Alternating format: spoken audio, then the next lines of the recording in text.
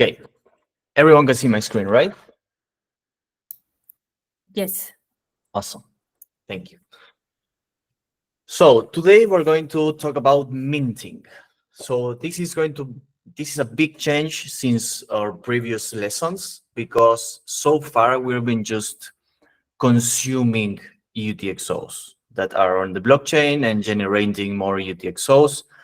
But when we cover how UTXOs work and how transactions work in Cardano, we said that uh, everything that goes in must go out. So if we, let's see, yes. So if I have a transaction, and oh, I mean with void, is that right? I cannot draw today. So no drawings today.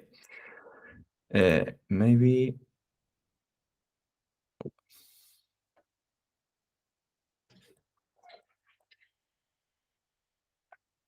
no drawings today. So you have to imagine. So imagine we have like two UTXOs going in a transaction and one UTXO going out. So in that case, if both UTXOs going in, between both of them sum up 20 ADA, you have to get 20 ADA out of the transaction. Because if the UTXO in the transaction outputs 15, there are 5 ADA, five tokens that disappeared. So then, I mean, they were like, they just were completely obliterated by the transaction. That's not good because you lose a value. The transaction, if that was the case, the blockchain eventually will run out of ADA and just stay still because no one can pay the validators. And the other case as well is not good, because if between the both UTXOs you get like 15 ADA and then the transaction outputs 20, then there's you are creating 5 ADA out of nowhere. So that's when there's explained UTXO. He said you cannot like create value out of thin air. You cannot create value from nowhere. That's not strictly the case for other tokens that are not ADA. So ADA cannot be created or destroyed. Everything that goes in must go out. And from that, of that part that goes out, there's a small percentage, which is the fee that goes to the node, and the rest goes to other UTXOs. So we have a question? No. No? Okay. No. So now we are going to cover the alternative to working with ADA tokens, with Lovelesses, which is just use our own. I mean, there's no, it's not that they are already predefined tokens that are already being created from the start, like Lovelesses, and you can only use those. Because maybe you want to create a specific NFT or a specific set of tokens that represent something that you came up. So you have to be able to create those tokens. In the case of Ethereum and other EVM-based blockchains, you don't create native tokens. You don't create tokens that live alongside ETH. You create smart contracts that have a centralized bookkeeping about who owns what. And if that smart contract disappears, like all the tokens disappear, basically.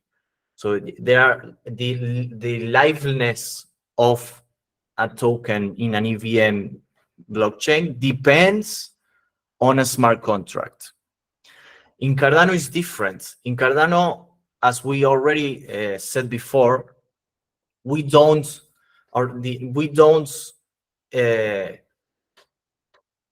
the smart contracts don't have an intrinsic state and can perform actions, but they just validate transactions. They just say, okay, yes, you can do that. You are allowed to do that transaction.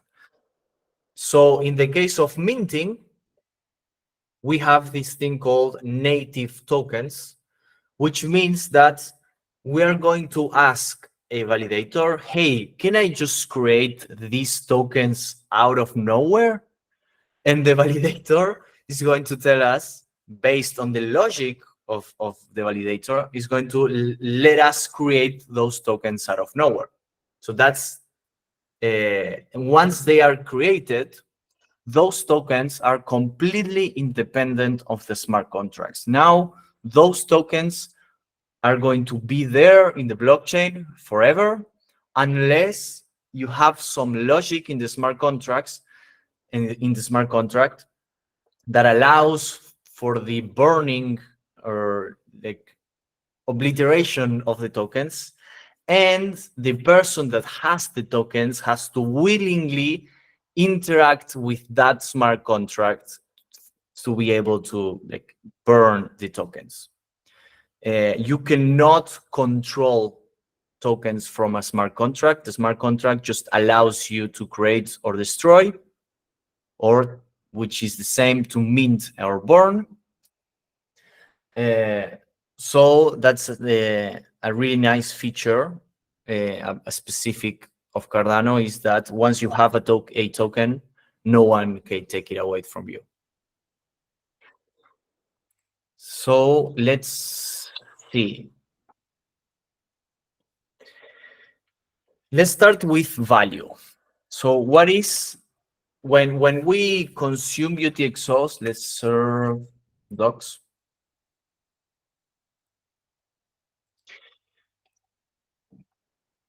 When we stand the library, let's see. If we go to transact, oh, it's too small, too big. Transaction. So when we go to transaction, we have inputs and outputs. And let's see, if input, if we go to inputs, we see that our input is based on an output, a reference to an output and the actual output. So actually, there are all outputs. There are outputs that go into the transaction and outputs that go out of the transaction. And if we take a look at outputs, we see that it has an address, a datum, and this thing, this reference script thing that we're going to talk in a future lecture. But we also have a value, which the value is what is actually being held by that output, the amount of assets being held in that UTXO. So let's see what value has inside.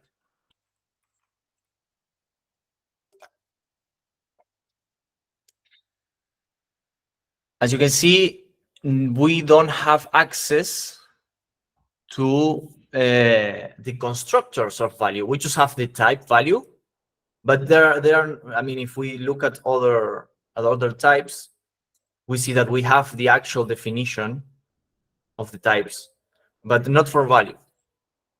And that's because value is an opaque type. It's hidden on purpose for hidden to the developer of the smart contract on purpose, so you cannot create a wrongly structured value. But it says right here that a value contains tokens indexed by policy ID and asset name. So what is possible? What is policy ID and what is asset name? So actually, if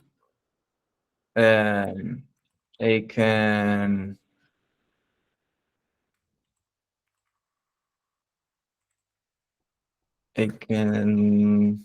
lang GitHub.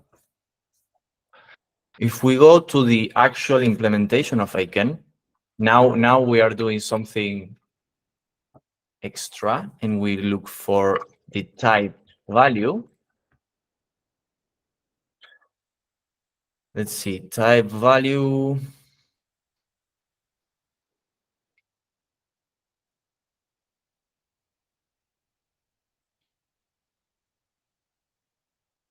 I want to get Aiken. Let's see, where is it? It's in Aiken transaction value. Aiken lang. Where is it? Let's see if I can find transaction. I want to show you the actual type, because it seems like it's magic, the value, but it's not. It's just a dictionary.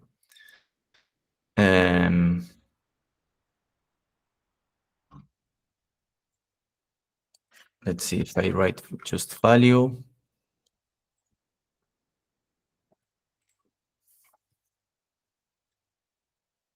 Reference.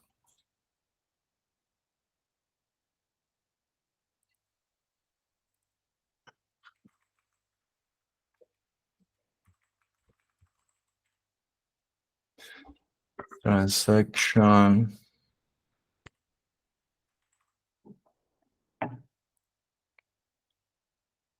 Aiken transaction value.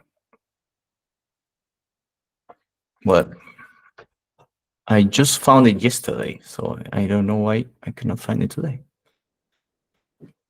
More languages.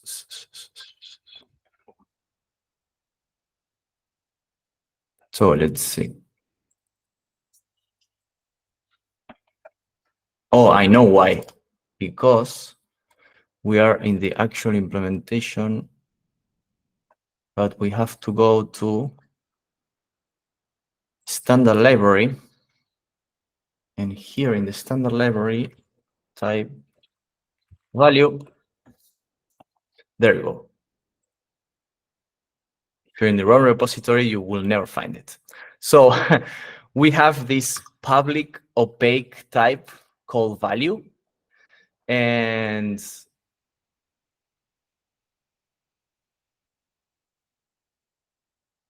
the value type is just a dictionary that contains something that goes from policy ID, that contains the key from policy ID to a dictionary of asset name and integers. So we have two dictionaries, one inside of the other, but we have the policy ID, that's a key for the first dictionary. And if we have the correct policy ID, then we can provide the asset name to get the actual number of tokens of that specific asset. So by this type, we can infer, and I can tell you, that an asset is defined by its policy ID and asset name. So what is a policy ID? The policy ID is the hash of the script. So if we write a validator, and we hash that validator the correct way, we will get the policy ID. So a validator, as soon as you write some logic inside a validator, you will have a specific policy ID. And once you have that, you can mint and burn assets using that specific logic. As soon as you change the logic of the validator, the policy ID, which is a hash of the validator, will change. And now you are no longer working with the same asset. You are working with a new one, a different one. So this is important because it means that as soon as you create, as if I mint a bunch of NFTs or a bunch of tokens, and I want to like distribute and sell them, by knowing the policy ID, you can be sure that a specific set of logic is the one contained by that policy ID and that token. So I cannot fool you into buying something that I can then that it won't be worth anything because I can create more every time I want, for example. So let's see, we have policy ID and the asset name. Why do we have two things and not just one? Why not just like a single token is from a single policy ID and that's it? Well, that's because we can create multiple assets from the same policy ID. I can create, and it's actually widely used, this feature, because from a single smart contract, you can create multiple assets that are interlinked in some way. So for example, if the JET stablecoin has two tokens that depend on each other, and if you have that sort of deal, you can just use a single policy ID for both and just change the asset name to get the actual final amount of tokens. So this feels maybe a bit too abstract.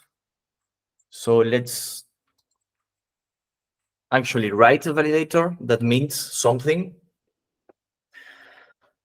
So what's the first thing we need to do to create a validator? Someone remembers the keyword list? It's the same we've been doing so far. What do we have to do?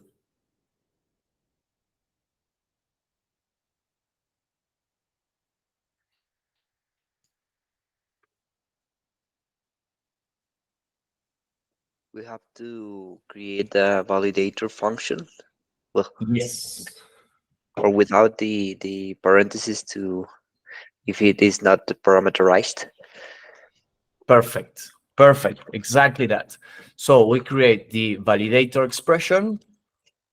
We don't need parameters so far, so we're just going to use the brackets to signal that it's going to be an expression inside here.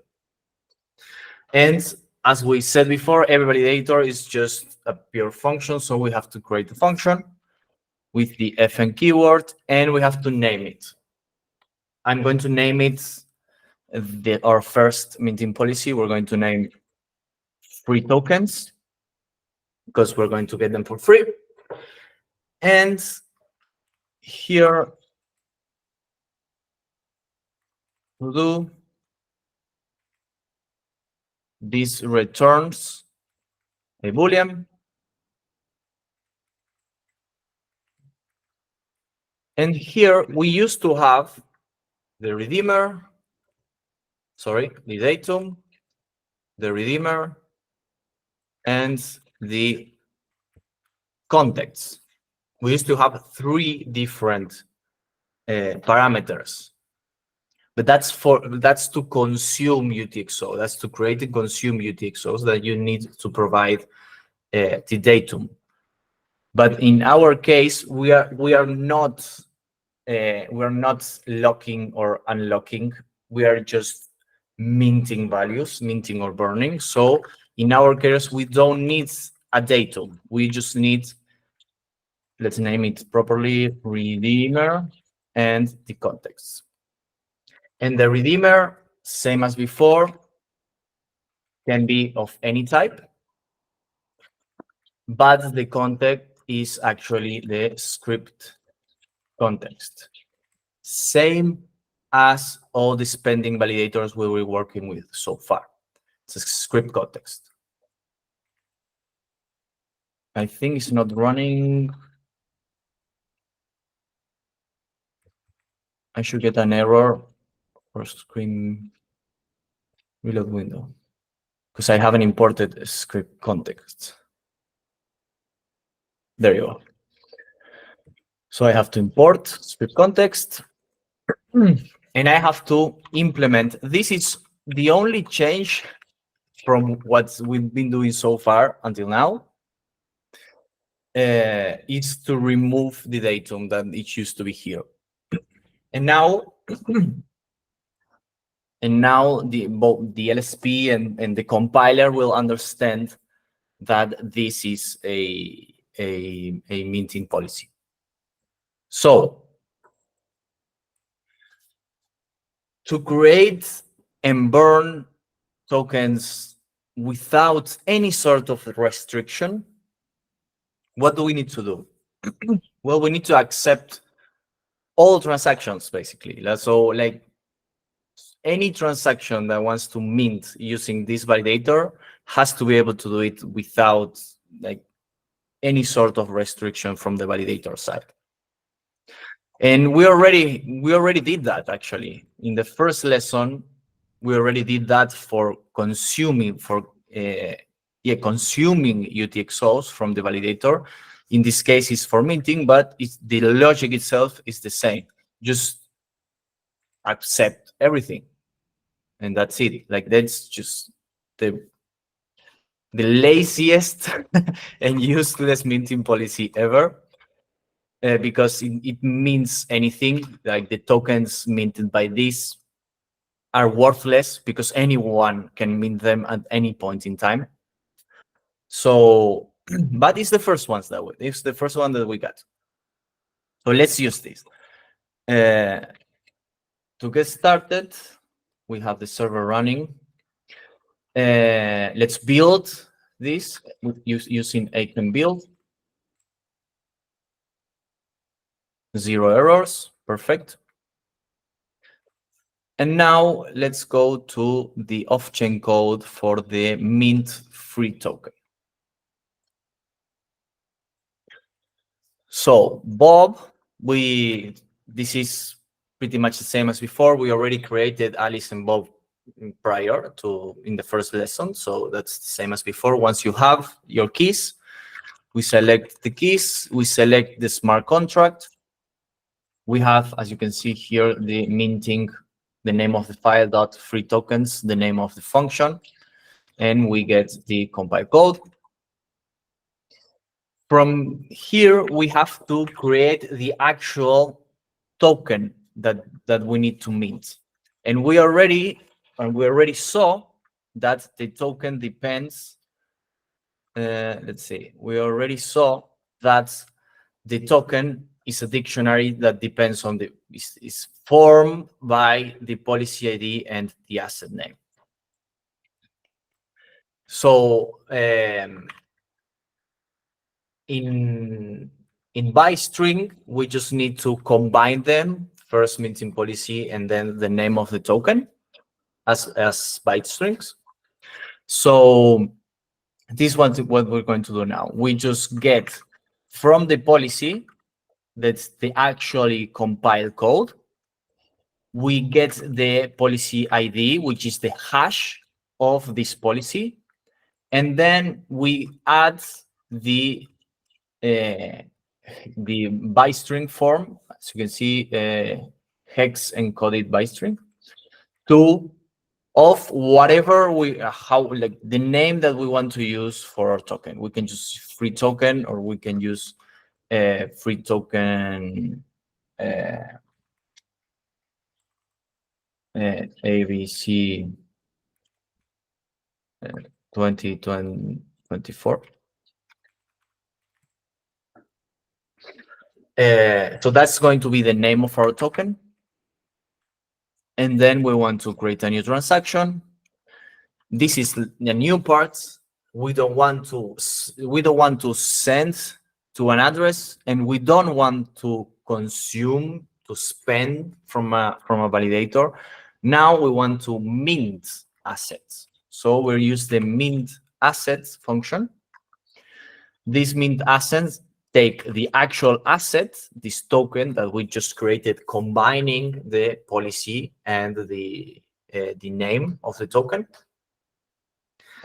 And we just set the amount of tokens that we want to create. We can just use 1, or we can use 1 to 3. So it's easy to recognize in the 123 tokens we're going to create. And we are going to provide a void redeemer because we are not checking for the redeemer. Remember that right now we are using this policy and we are just ignoring the redeemer completely. So we are going to create out of thin air 123 tokens. We're going to attach the minting policy because the node needs the minting policy to check if we are allowed to mint this amount of tokens. And how can the node be sure that I'm not cheating and trying to like mint like ADA or some other token that I'm not allowed? Well, because if the node hashes the minting policy, it's going to see that that's the actual policy that we are, the token that corresponds to that policy. So I can put here anything. I can just do anything here and put whatever byte stream I want. But as soon as I attach the minting policy, I cannot lie anymore. There's no way I can just come up here with a hash that checks the minting policy but has a different logic or whatever. So this is how you are restricted from minting random stuff that you're not allowed. So minting tokens from other people or that are restrict in the logic that you can mint them. So we mint 123 assets, we attach the minting policy, and just create a transaction.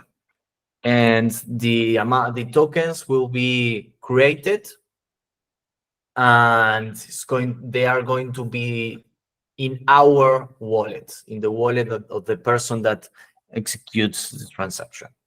So if Bob, in this case is going to be Bob, runs this transaction, the minted tokens is going to appear in his wallet. So if we run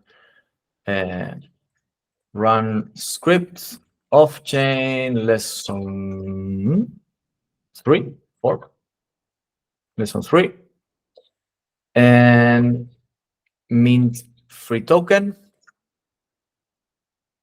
There you go, transaction submitted.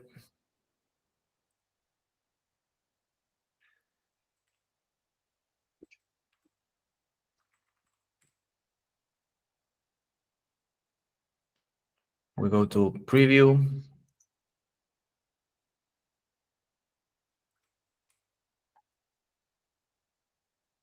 And eventually the transaction is going to appear.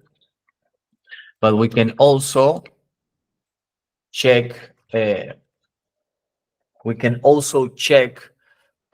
Bob's wallet. So let's run the script of off-chain check wallets.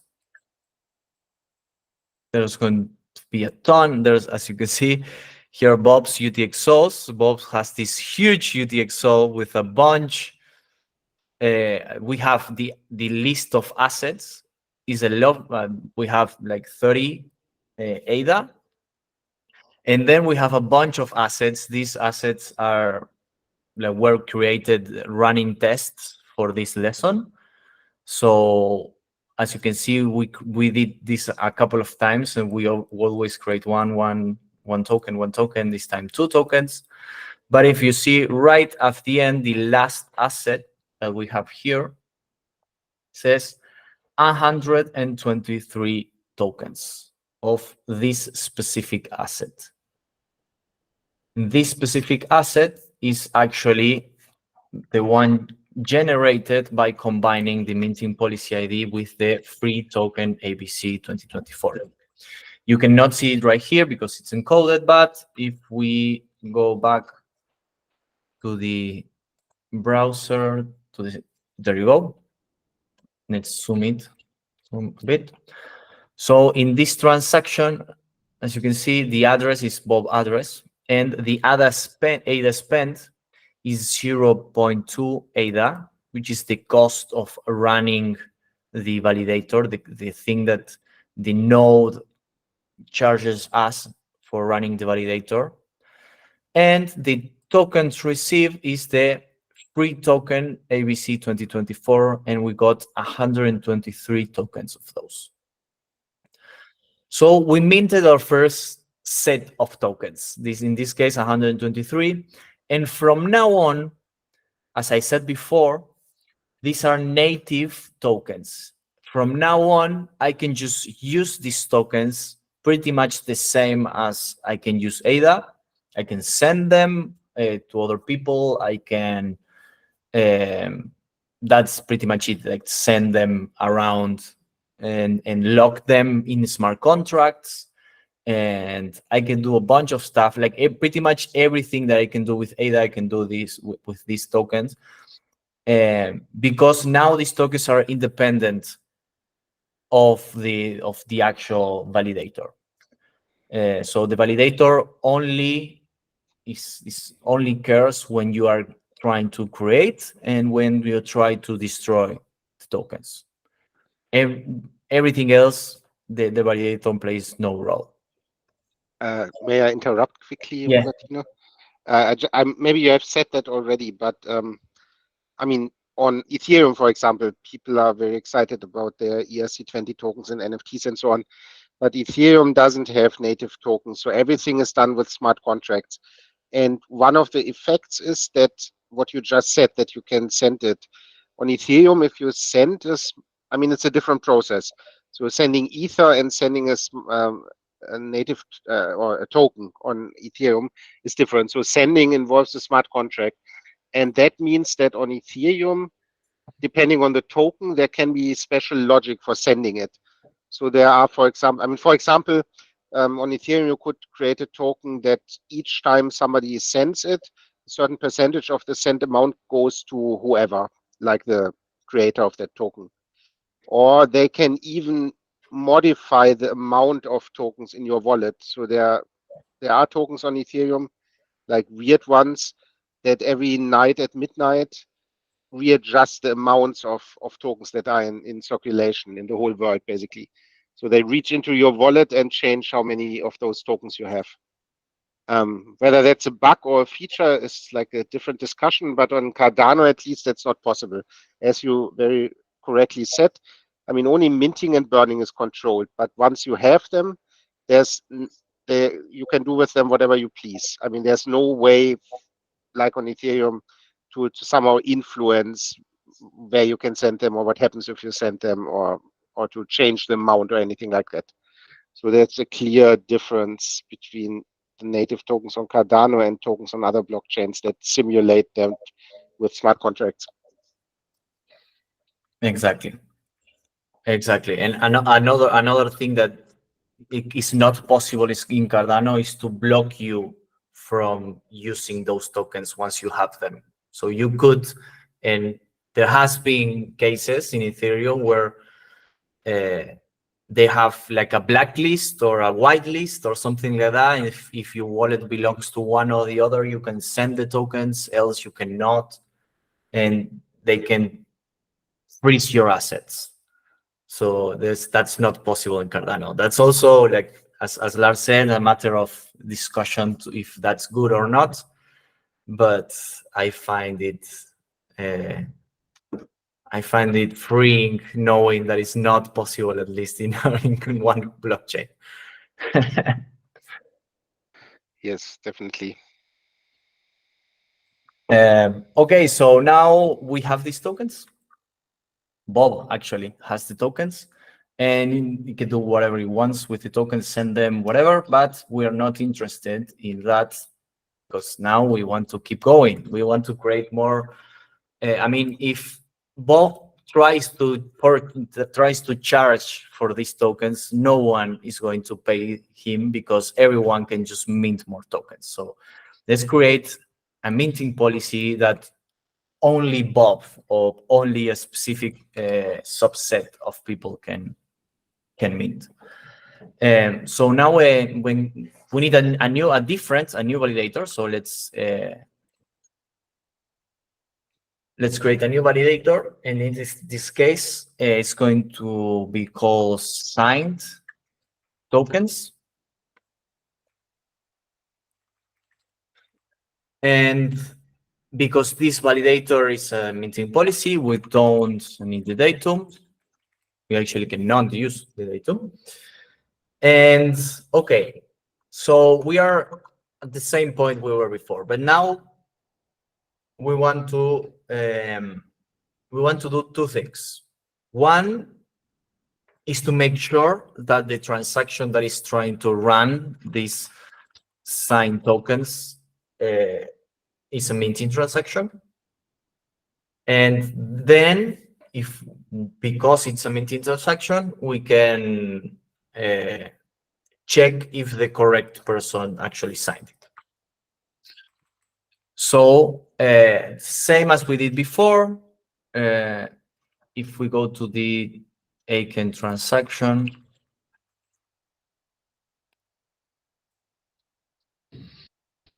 if we go to the purpose, we've been using the spend purpose, but now we're going to use the mint purpose, because the mint purpose is for script executed as minting burning policies. So when we can use like this, when we have to use context. So I'm going to remove the underscore. We're not ignoring context anymore. When context.purpose is mint, here we have the policy ID. We'll see if we need to use it or not. And here is to do. And if anything else, I mean, it depends. What do we want to do if someone sends a UTXO to this validator's address and tries to consume it or stake it or whatever? I mean, we have the flexibility to choose what we want to do. In our case, we're just going to return false. So what does this mean? This means we have an error because we haven't imported it yet. What does this mean? This means this means that if we try to mint using these signed tokens, we're going to use some kind of logic. But if someone sends, like we did in the prior lessons, if someone sends some amount of assets to this validator address, it's going to be locked forever. So like, there's no way to recover from that. It's just a burning address that might confuse you because burning and burning, but that's an address that no one can consume from. But this part doesn't really matter for the minting purpose, because the minting part is only, the minting logic is only in this part of the smart contract. So what did we say that we want to do? We want to check if the transaction was signed by a specific person. So we need, again, same as before, we need the public key hash. Actually, I think we can import it. Let's see, public key hash, but we could define the type by ourselves. Let's see. Let's see if we have some help. No. So we're going to create the public hash type. Public hash is the same, is a synonym of the hash using the Blake to be for a hashing function of a verification key, I believe. And now I have to import everything. So we have our public hash. But now this is complaining that we're not using. Actually, we could say public hash here, so it's more descriptive, the name. So, okay, we provide as redeemer the PubKey hash of the person that is allowed to mint tokens. So we already did this for the vesting validator. What do we need to do now? Does someone remember what we need to do now?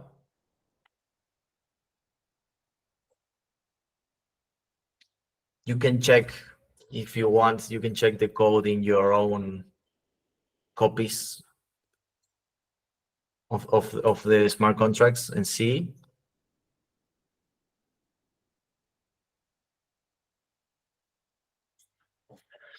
So we have a PubKey hash, and we need to check if that PubKey hash signed the transaction. And where do we have information of the transaction? The script context. Perfect.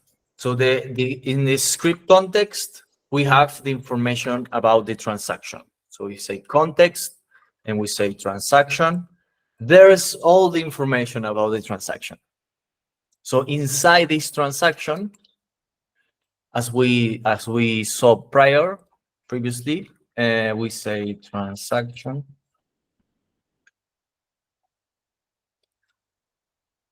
We have all this information, and specifically, we care about these extra signatories list of hashes. So this hash Blake 224 verification key is the same as PubKey hash. So it's a list of, for us, from our point of view, the validator that we are writing is just a list of PubKey hashes. So we have the list of people that signed, and we have the actual PubKey hash, so the transaction X.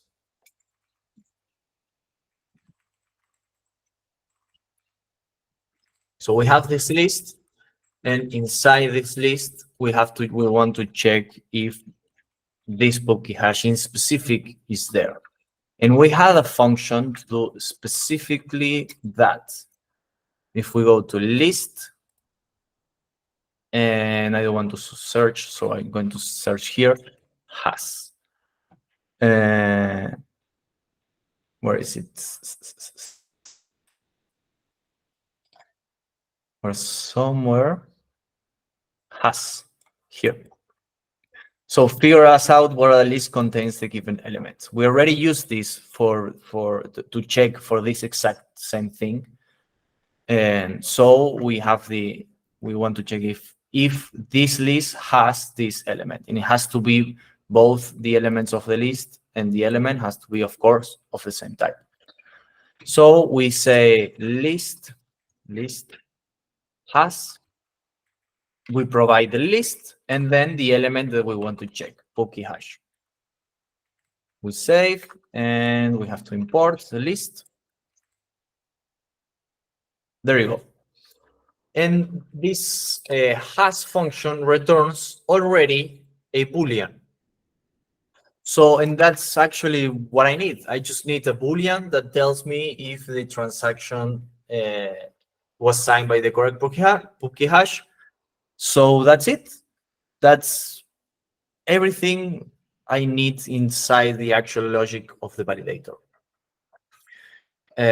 Of course, I could just let and give like a proper name equals, and then I can say like this, proper name question mark, so I can see in the tests. I can see this, but I could also like just avoid all the hassle of, because naming is really hard, as everyone knows. So I could just add the question mark right there. So if this validator fails, we have just one check. So this is pretty useless, because we know that if it fails, it's because of this. But in this case, going to print all, like this whole expression that it gives false, only if it gives false. Okay, so we have a validator. And it's pretty simple. So let's mint sign tokens. Let's mint it. We start same as before.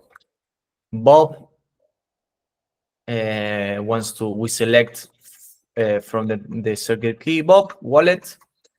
We import the sign tokens. Actually, this is not going to work because I didn't compile Aiken build. Now it's going to work. So now I have the compiled code of the sign tokens validator.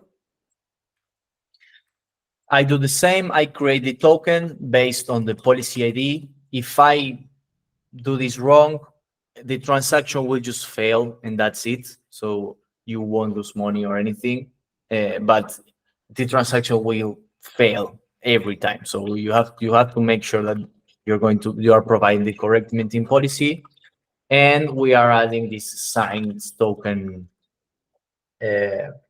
name for the asset. So same as before, we create a new transaction, we mint assets. We can create one, or we can create more.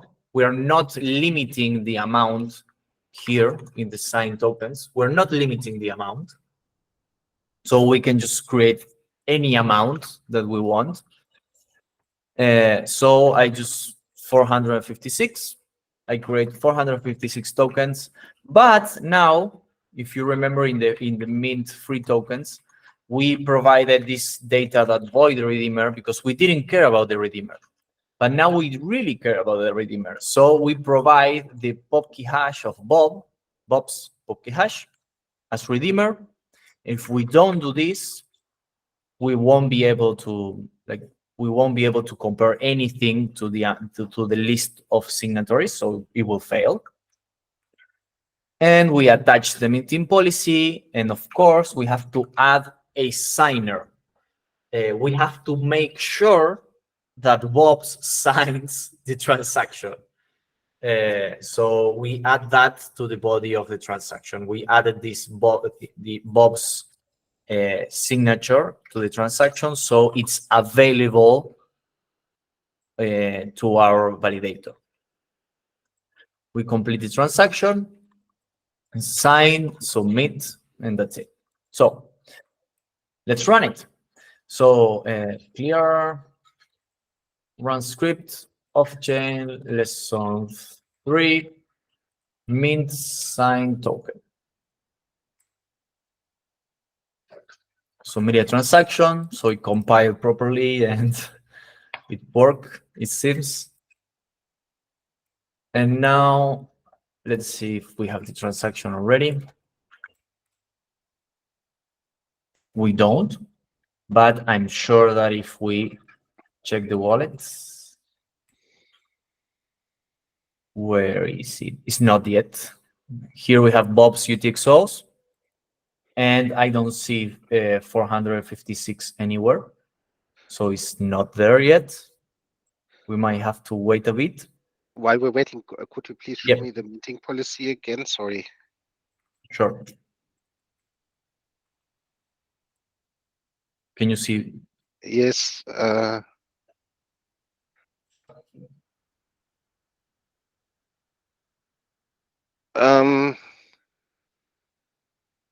So you use the public key as the redeemer. Yes. Isn't that a bit useless? I mean, it doesn't restrict minting in any way because Right. everybody. Okay, sorry. I didn't want to destroy your didactic. Sorry. So it's on purpose. Yeah. Okay. I mean, sorry. No. Yeah, but it's perfect. It's perfect. Yeah. So that's the thing. So if let's see if we have it's not yet. Well, let's do it. Eventually, it will land there. So that's the thing, that if I'm creating right here, no, with the off chain, my mint sign tokens here.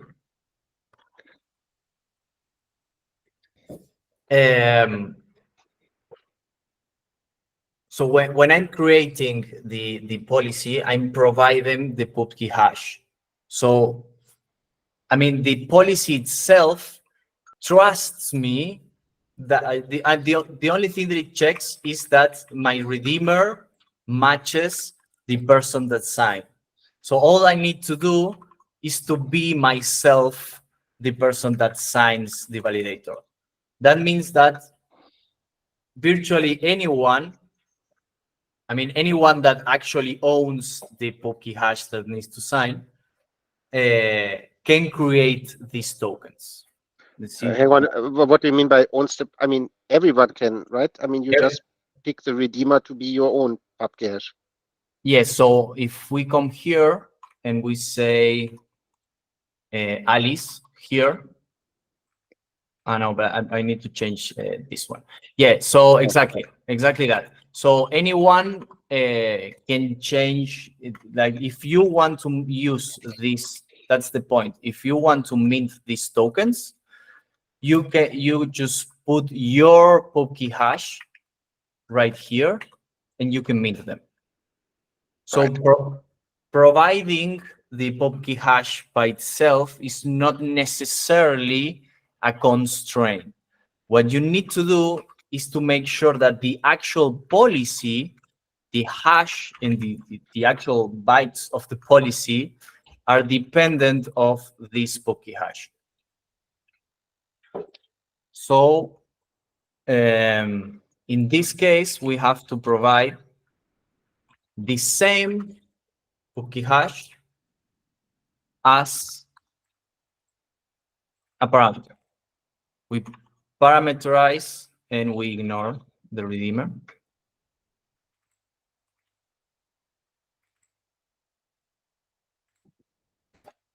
We parameterize the validator, and now we need to change. I mean, now let's first think about this, and then we change the off-chain code. So the pubkey hash now is needed to create the final validator, so the final policy. So now, once you have the final policy, you cannot change the pubkey hash. The pubkey hash is the public key is embedded, hard-coded in the validator.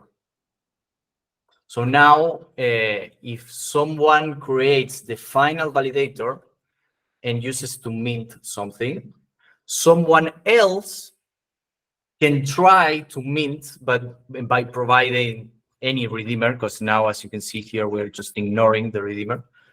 Someone else can try to use it, but the pubkey hash won't match.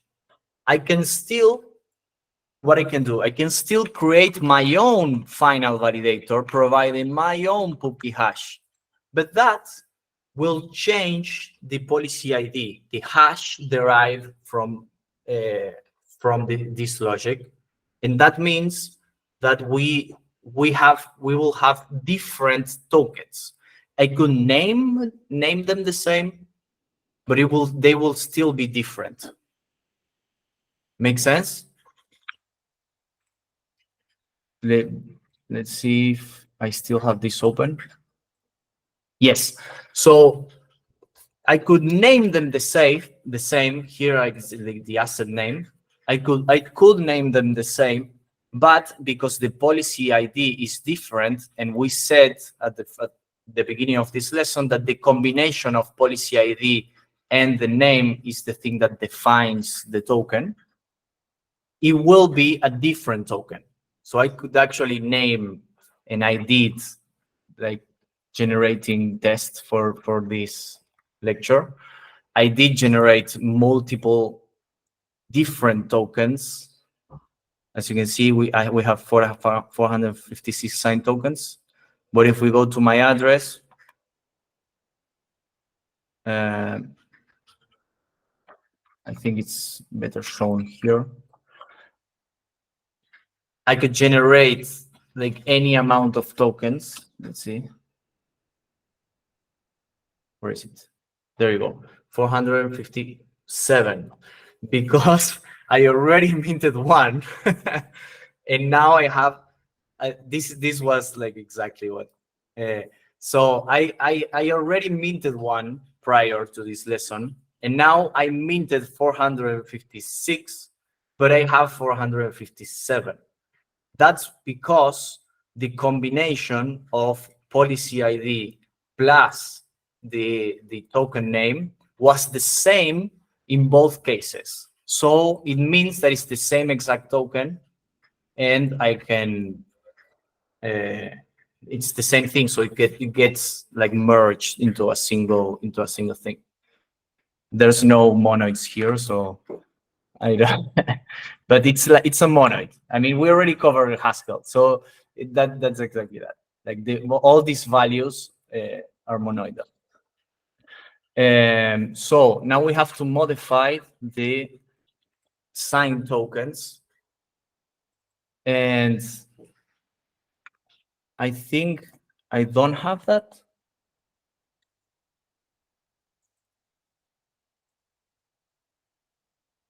But we have this.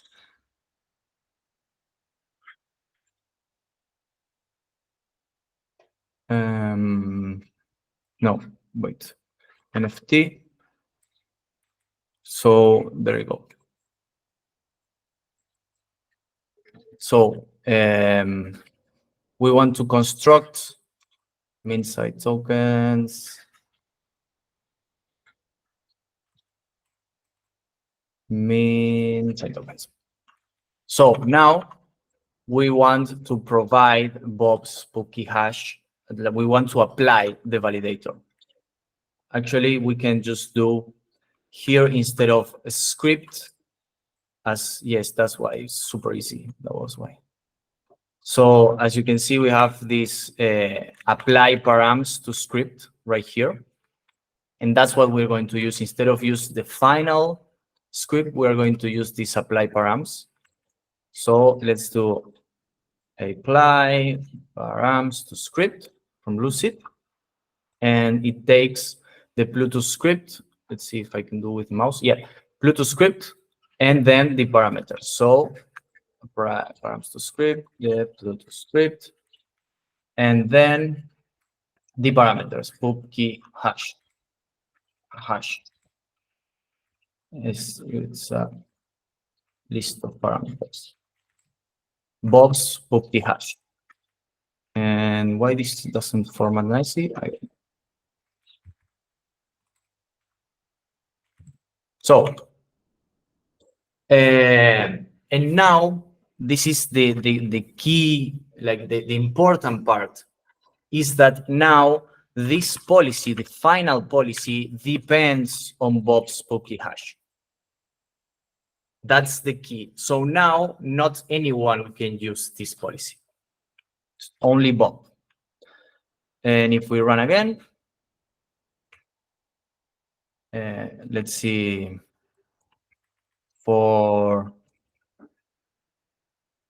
Actually, I'm going to showcase this. I'm going to, where do I, here.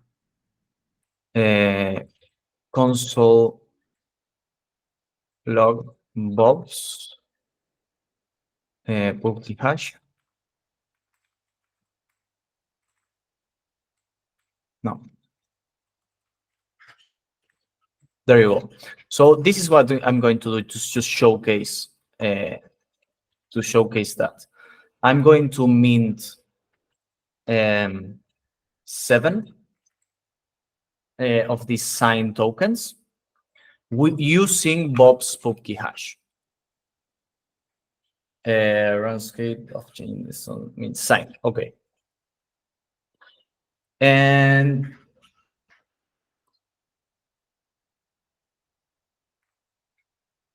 Okay. First, A can build. Yes, because the spell change. I was like, what? A can build. Let's clear. So we have, this is Bob's PubKey hash, right? And we created the tokens. This is not interesting. We just did that like previously. But what matters is that we have this PubKey hash. Copy.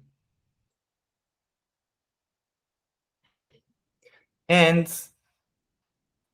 what we can do is that this was already created by Bob. So if Alice doesn't want to create her own minting, Alice wants Bob's tokens. So here she wants to put Bob's PubKey hash because that's what she cares about. Like she cares about Bob's PubKey hash. So I think, I'm not sure if I put just the string right away, it will work.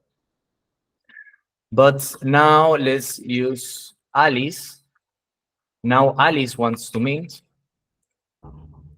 And because when we create the minting policy, we use Bob's PubKey hash because Alice wants these specific tokens, not new tokens of her own. Now this should fail. The actual validator should fail, not the serialization.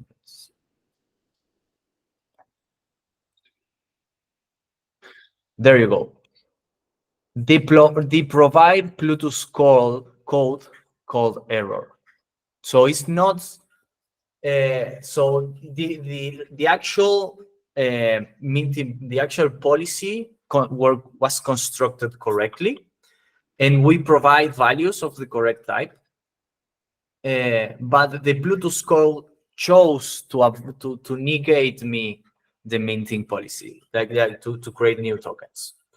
So this is now something more useful. Or let's see if it's already on the chain. Oh, we didn't check. Let's see.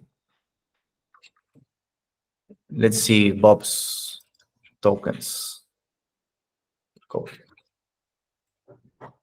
These ones are going to be unique. So we have these 7 signed tokens. There are Bob's ones. And the cool thing now is that this is actually useful. Now, because only Bob can create more of these tokens, now Bob can attribute some kind of value to these tokens. For example, you get like a 1 hour consultation for each token. So now, so Bob is attaching the value of a 1 hour consultation to each token. And he can be sure that he's not going to work for free, needs to work for free for everyone, because he's the only one that can mint these tokens. So this is now like a useful, pretty trivial, but still useful validator to work with. And I want to go. Sorry, I just want to add that. I mean, you say pretty trivial, but that's how most fiat currencies work, right? I mean, there's normally a central bank in a country, or in the EU, it's the European Central Bank, or in the US, it's the US whatever Reserve Bank, and they decide whether they want to mint more US dollars or burn some. So that's actually how it works for most currencies in the real world, that there's some central authority that is in control of how much money is in circulation. So it's nice to see that Cardano native assets are at least powerful enough to do that, what we are not used to from the real world. But as Robertino will now doubtless show us, we can of course do much cooler things on Cardano than just central banking. Exactly. So now you can be a central bank. You just have to make sure that everyone trusts you, and that's it. So we're going to go through with NFTs and 2 different iterations of NFTs I wanted to do. But maybe we should take a break before starting because it's a bit longer. Yeah, sounds good. Yeah. Okay. Okay, so see you at 25 or half past. Half. Okay. Okay, so see you everyone at half past, and we're going to start working with NFTs. Great. Thank you.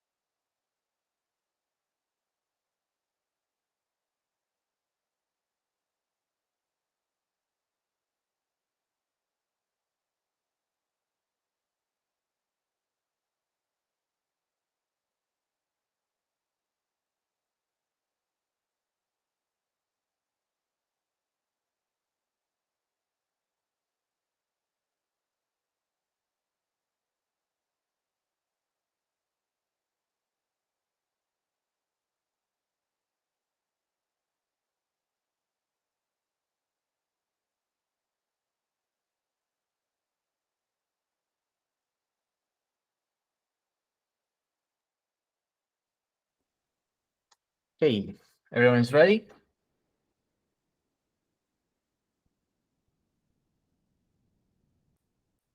Okay. Good. Thank you, Anderson. So far we looked at two different minting policies. One that just lets you mint and actually burn anything, and ones that it lets you do the same, like mint and burn anything, as long as you are the correct person. Now, I'm sure everyone here knows about the concept of the NFT. The concept of the non-fungible token. It's pretty simple. Like here, when we create in these two validators, we can create more than one token. And because both are in practice identical, you don't care if you get the first one or the second one. They are both interchangeable. They are more fungible. Now we want to create something that is unique, something that you cannot, it doesn't have intrinsically the same representations as anything else. And that's the NFT. So now we want to create an NFT policy. We start, same as before, create a validator. In this case, where I'm going to name this validator NFT policy. And because I only care about, like, this is a policy, not a spending validator, I don't use the redeemer. So we are at the same base point that we were in the two previous validators. What can I do to check if I can mint only one NFT? What can I do?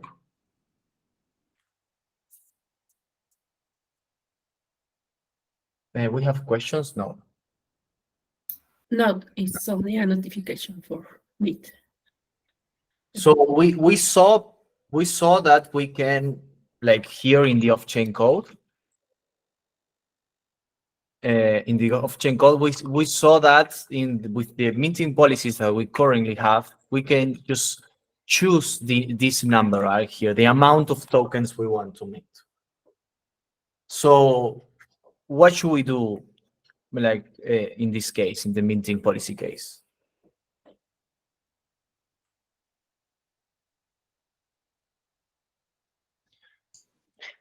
We have to restrict the number of tokens we can obtain after Exactly. doing the transaction. Okay. Exactly. Perfect. So we need to check in the validator itself that we can only mint at most one. So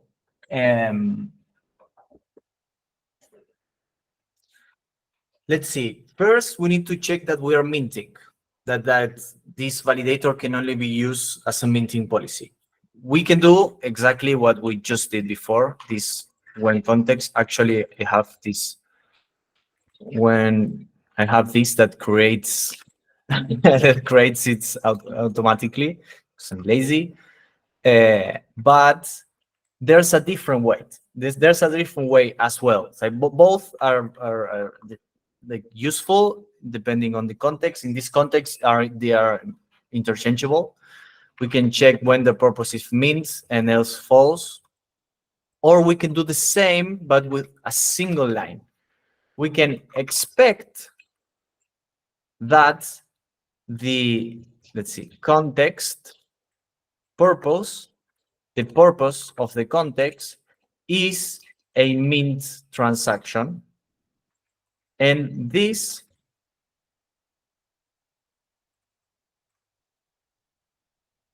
I need to return something so it doesn't complain, and I need the context.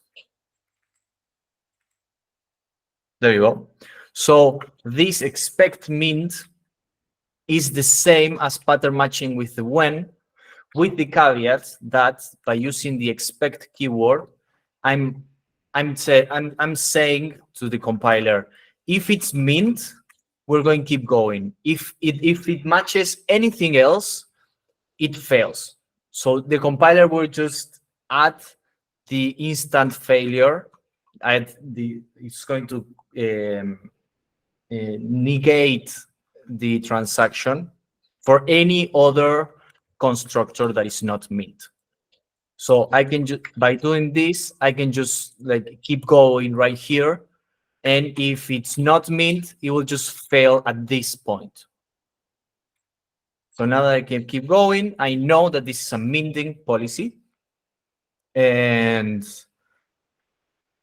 I will need to check the amount of tokens minted by this specific minting policy. So I need the actual policy itself. And that's provided as an argument of the mint constructor. So this that we've been ignoring so far is actually the policy ID. I'm going to add to do so I don't get the error. Actually, I should show you this. So if we go to constructor for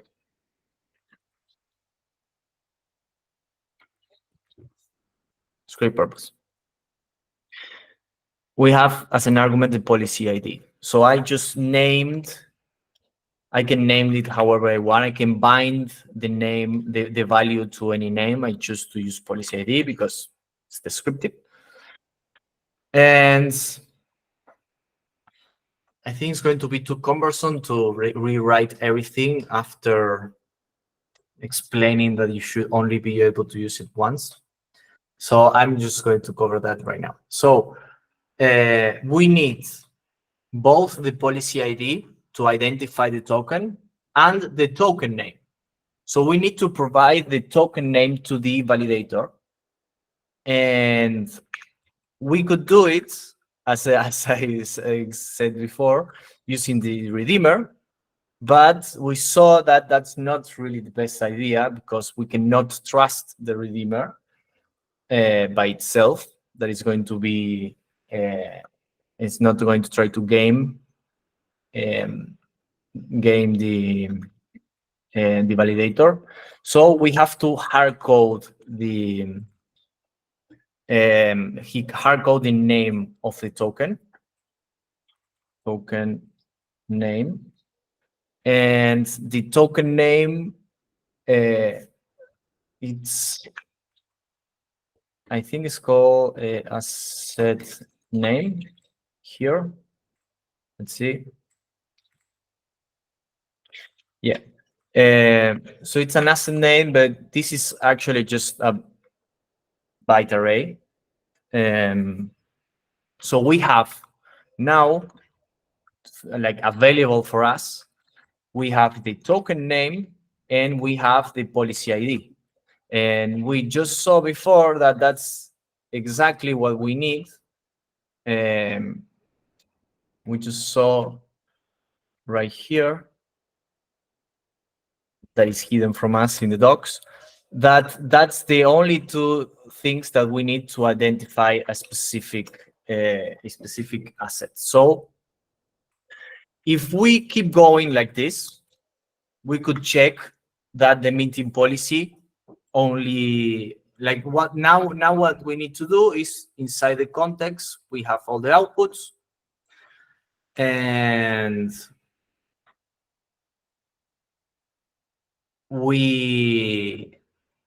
we want to check that inside those outputs, there's only one NFT. But the thing is, if I do that, every time I run a transaction using this validator, I can use it, I can create one new NFT. So I run one transaction one time, get one NFT, and that transaction indeed only minted one NFT. But then I create a new transaction, and remember that we don't have access to other transactions in Cardano. Validator can access only the context of the transaction that is being used at that specific point in time. So in that transaction, we can mint again another another NFT, and now it's not longer an NFT. Now it's a regular token because we have both. We have two. So we have to somehow restrict the validator to be able to work only once, and that's it. So as soon as we execute a transaction using this validator once, it shouldn't be able to run ever again. That way, we can restrict both that it can only be run once, and that when it's run, it can only mint one token, and we can be sure, 100% sure, that the token that is minted at that point in time is going to be an NFT, and never ever someone is going to be able to mint that again. So how can we restrict that? Like, we know that time restricting in time. I mean, we could say, okay, we could say, let's say that you can only mint today, and I run like we can do like the vesting example, and we can say if the deadline is today, you can mint, else you cannot mint. For example, we could do that, but then everybody else needs to trust you that you only use that once, or I have to query the whole blockchain after the deadline and check that you didn't mint twice the same token in that specific date. So I want to, just by the validator itself, be sure that you cannot mint more than once, never ever. And for that, we did something that is unique and that is not going to be again, never ever again in the blockchain after the transaction you're creating right now. And we have that actually. Every UTXO, the hash of the UTXO is unique. It depends on prior transactions. It is unique. You will never get the same UTXO reference, UTXO hash ever again. So if we can make sure that we are consuming a specific UTXO, if we try to run the validator again after the fact, the UTXO won't be there because it has been consumed already. So the validator will fail. And it will fail forever and ever again because the UTXO will never be there again. Make sense? So we need to check two things.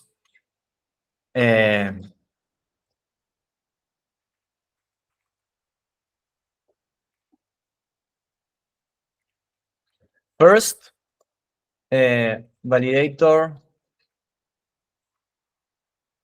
has to consume a specific UTXO. And then that validator allows to mint only one token. Those are the two things that we want to check. The way that we identify UTXOs is by using the UTXO reference. So we are going to parameterize. We take that from the script context, and actually we can. If you didn't know that, you can just go to output and input. If we go to all the inputs of the transaction, we say that each input has the output reference and the actual output. So this output reference is unique. And if we make sure that we are consuming an output, a UTXO of a specific output reference, we can be sure that the validator will never run again. So let's add that to our list of things that we care about. So UTXO reference, and as you can see, soft type output reference, put reference, and we're going to provide this UTXO ref when we build the final validator. We're going to provide both the UTXO ref that we want to consume and the token name of the asset that we can print. The policy is going to be determined by these two, so it's going to be a unique policy for the specific logic that we have here. Okay, we have all the building blocks. Now let's actually code the logic. So we want to check inputs and mints. So we want to check the inputs because we want to check that the reference is there, and we want to access to what the transaction means because we want to make sure that we are meeting the correct token. So let's destructure the context to get like what we need. So from the context, we're going to pattern match. There's a single constructor, the script context. So we're going to pattern match for a script context. And inside the script context, we have the transaction and we have the purpose. We don't care about the purpose. We already check the purpose. So there's no need to bind the name. And for that case, we can use these two dots to say, yeah, it keeps going. It keeps going, but I don't care. I don't care about it. So let's, what's the I score a block using, yeah, to do. So we have the transaction, and inside the transaction, I mean, we can say transaction dot mint, transaction dot whatever, but since we are already destructuring stuff, let's keep going. So the transaction is something of type, as you can see here, script context. Script context, we have transaction of type transaction, and transaction has a single constructor called transaction. So let's keep going. Let's say, okay, so transaction constructor, and this constructor has a bunch of values, but in this case, like we only care about the inputs because we want to check what we are consuming and the minted value. So we can just say, okay, inputs and mint, and everything else, don't care. I'm not going to name that if I'm not going to use it. I think we need to import transaction. There you go. So we have all the, now we do have everything we need, and we have to start doing checks. So we want to get the minted tokens, and those minted tokens are inside this mint value inside the transaction. So here we have a minted value, and if we go to minted value, not sure if it's there or in value. If we go to minted value, as you see, it's an opaque value. But as you can see, it says, okay, there's a value, there's a something of type value that we know how to work with inside that we can get using from minted value. So let's click here. From minted value, we have minted value and value in returns of a value. So let's do that. Let minted value equals from min value, and we have to provide the mint value right there. I have to import this. From minted value. From minted value. Keep forgetting the to do. Let's going to do this step by step, and then we're going to figure out if we can improve things. So from minted value, now we have a value, and from this value, I mean, we are already inside the value, and there's a bunch of like things that we could do with the values. But check this one specifically, the tokens. Get all the tokens associated with a given policy. So remember, we have the policy and the asset name.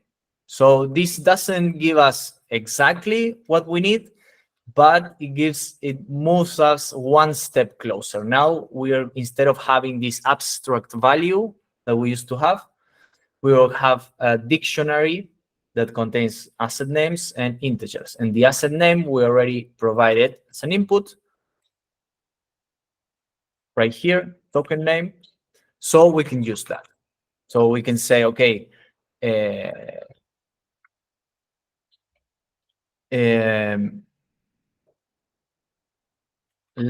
how can I name this? Minted with this policy. And now I can say, okay, tokens, give me all the tokens using the policy ID that I extracted by like pattern matching here.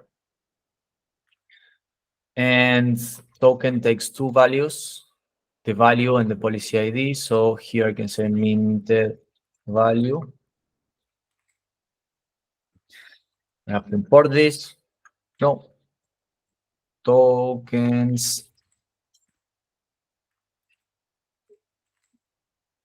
Now we have all the tokens that were minted with this specific policy that we are writing the logic right now. But these tokens are in a dictionary of asset names and input. And so we could we could use find or something like that. So we could just let and keep going like this. But I'm going to, in this, we have more than one choice. In this moment, I'm going to use one thing, and then in a future lesson, I'm going to do something else. So in this lesson, what we're going to do is we're going to convert this dictionary into a list. And for that, I can say to list, I think, yeah. To list, so it takes a dictionary of key values and returns a list of tuples of key value pairs. And so I can just say to list and provide the tokens as value. And actually, this is, I mean, this minted value, I'm only using it right here. So, I mean, I could just do something like this.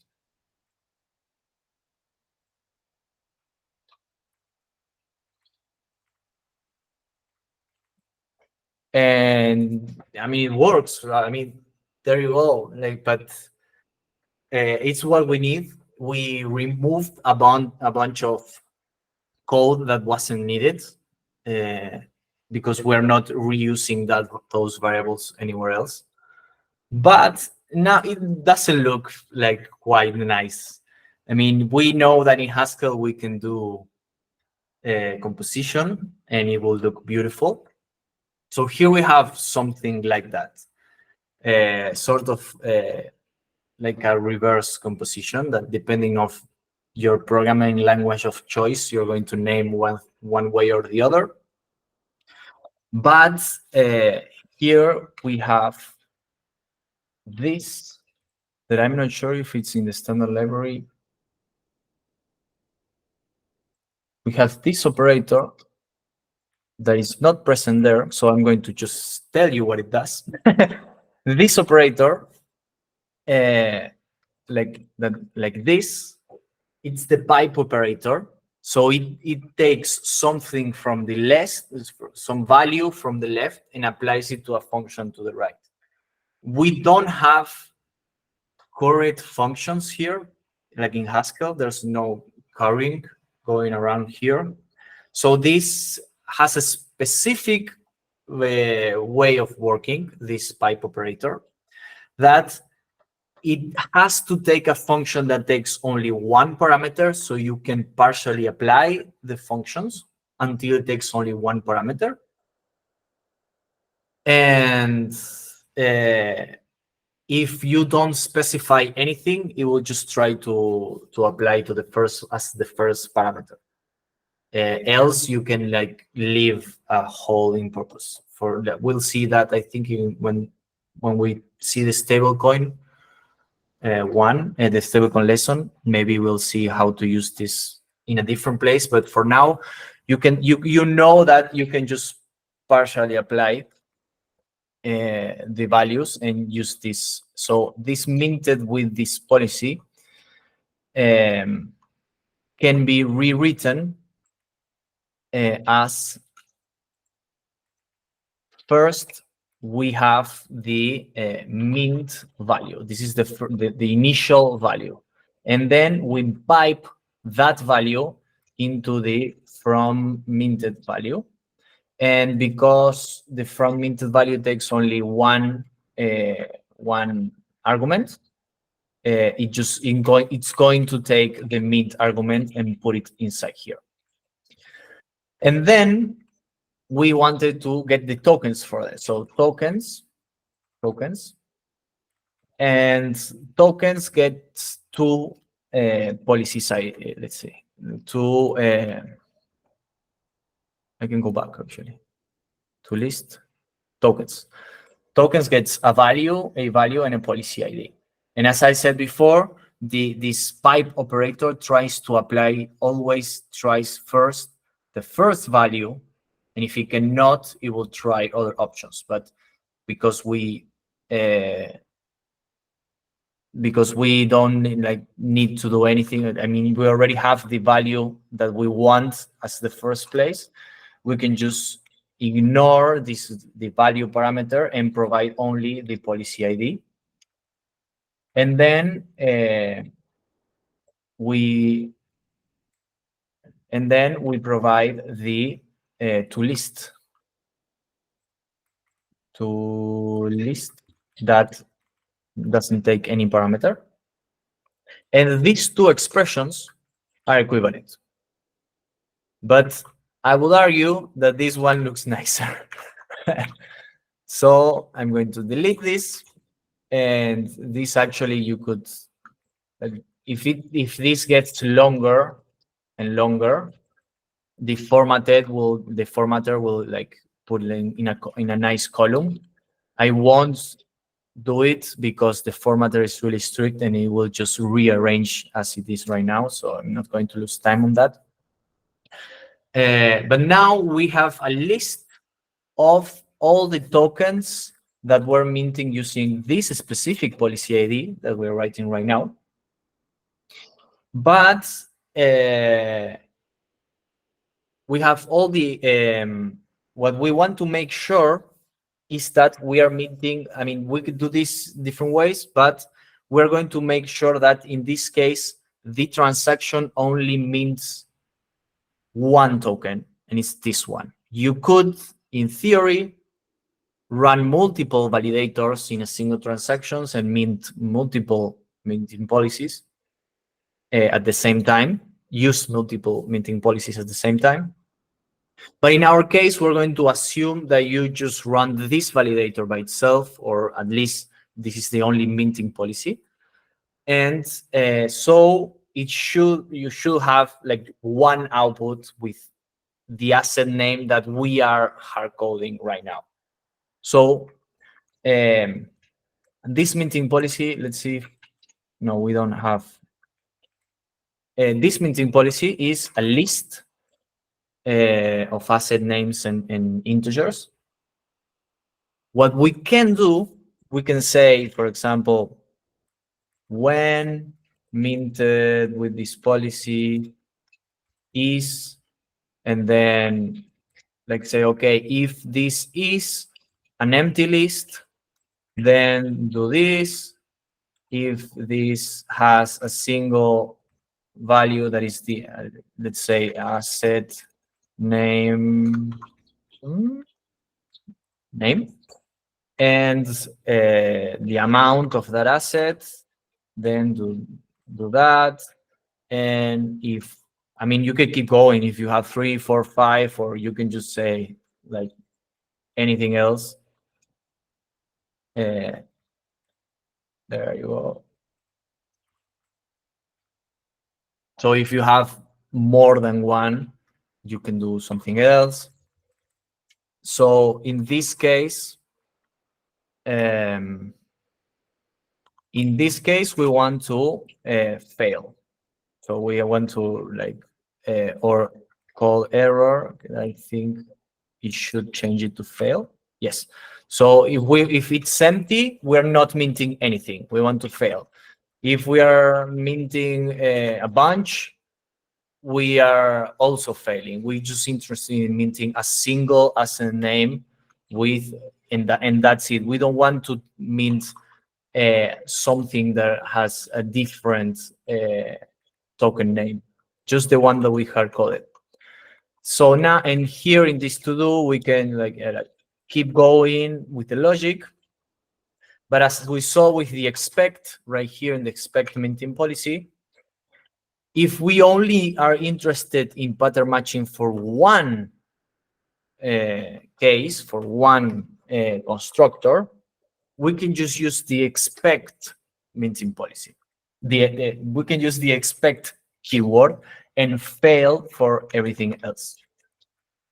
So here, instead of naming minted with this policy, we can just change this to with this. And now we are pattern matching for a specific, a single element, and we are naming the asset name. We are binding the name to asset name or amount. And here we are not, the let will fail because let won't allow us to match for just one of the one of multiple constructors. So we have to change this to expect. So this greatly simplified. We have an error here. Oh yeah.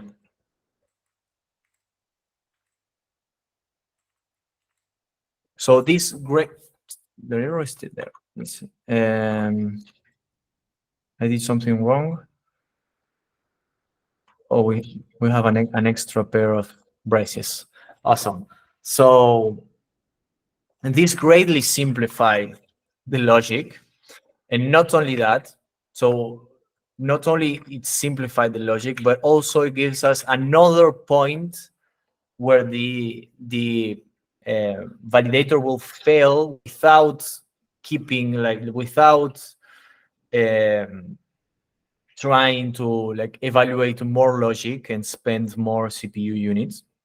It's going to check if this, if the result of getting the mint value, extracting the actual value using the from minted, then getting the tokens from policy, from the with this for the specific policy ID, and then converting this dictionary to a list.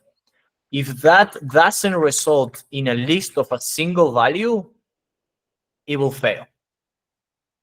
So from now on, we can keep going, and we know that in the case that this doesn't work, it will fail. We don't need to check for this again. It's the same as with the minting policy. So we have our asset name, the actual one that's from the transaction, and the amount of asset of this specific combination of policy ID and asset name that are minted in this transaction. We could say, for example, like one check that we could do right now is to say, is like asset name equal to 1.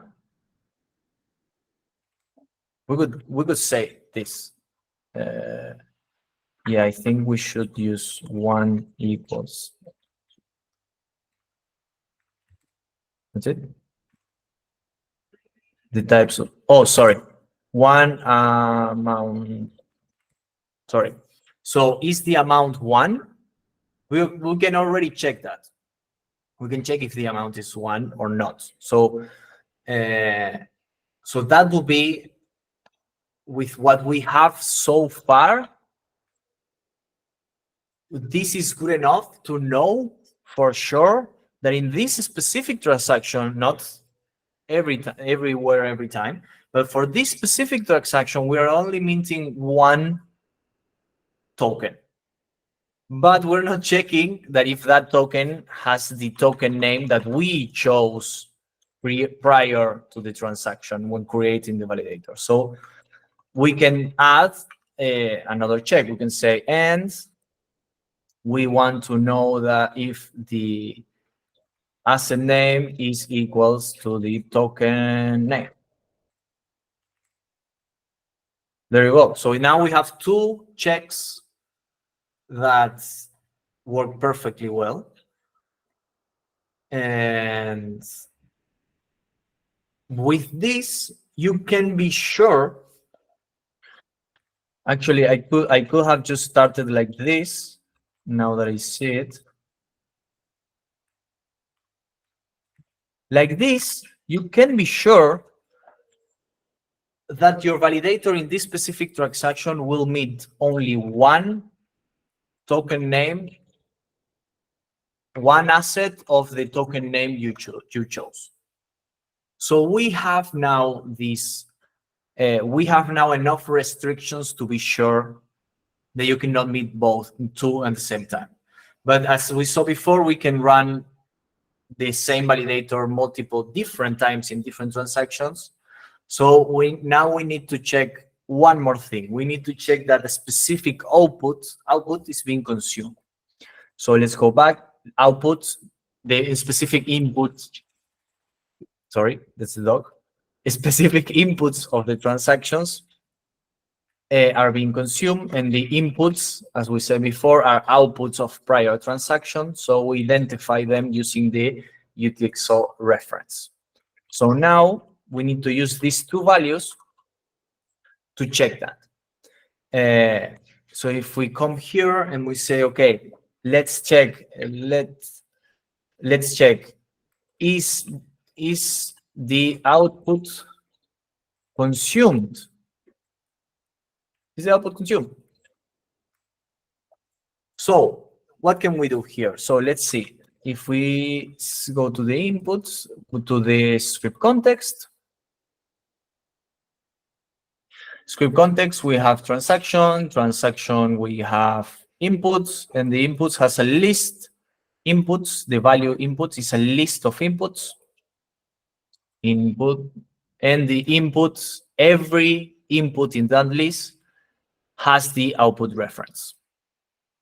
Okay, so I need to check if at least one of these UTXOs has this reference, because I could be, if I'm Bob or anyone else, I could be paying for the fees, or just I could be providing as part of the transaction like 15 UTXOs. And in that, if I'm providing 15 UTXOs, I don't need, I mean, not all of them, all 15 have 15 different references. I just need one of them to be the one that I specified. So if any of them are the UTXO ref that I specified right here, I'm good. So we need a function that checks if any of these values has a specific property. And if we go to, we write any, this any is like same as Haskell. Like, so we have a list and we have a predicate that takes each value and returns a Boolean. And if at least one element satisfies the predicate, we return true. Else we return false. This is perfect. This is exactly what we need. So we can say list.any, and we have to import it or not. No, we already have this. Yes, so this is an expression that is not binded to anything, so it has to go at the end. It's the Boolean that we return right here. So is the output consumed? Well, let's list.any. We have list. Oh, we already have. Yeah, we have list. Oh, the error is that I'm not providing the values. Okay, so we already have any. Any. We're providing 0 fields, but we need 2. So first we need the list. We already extracted pattern matching from the script context, the list of inputs. So let's provide that, inputs. So we have the first value, and now we have to provide the second one. And this second value is a function that takes every value in the inputs list. So every value is an input. And now here I have to write some sort of logic that returns a Boolean. And if we go to inputs, we already saw the input has the output reference right here. So all I need to do is to say input dot output reference. This output reference for this input is equal to the UTXO ref that I just provided. If it's not, it will keep going for every element in the inputs list until it finds the one that matches. And if that's the case, returns true. If it keeps going and there's no matches, it returns false. So now I want to use this as part of my checks. I want to check, hey, is the output consumed? And is 1 equals to the amount? And is the asset name equal to the token name? So these final checks give me the whole all restrictions that I need. With the validator that has to consume, with the is output consumed, I'm checking that all the inputs that are being consumed by this transaction check the UTXO that I need. So I'm checking the first check. The validator has to consume a specific UTXO. And then the validator allows to mint 1 token. That means that it has to be one of the token name that I provide. And that's it. That's the NFT policy, at least the first one that we're going to see today. We're going to see a slight modification of that one at the end.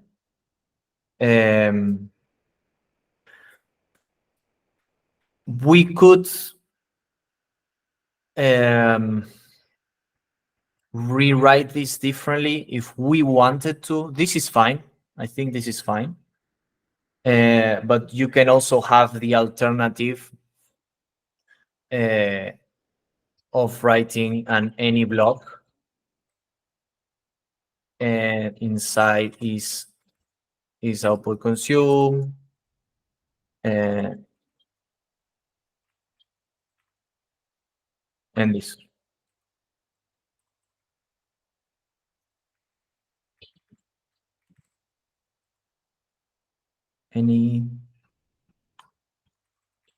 This is wrong. Well, something like this. We have the option of doing something like this. Not sure why this is not working.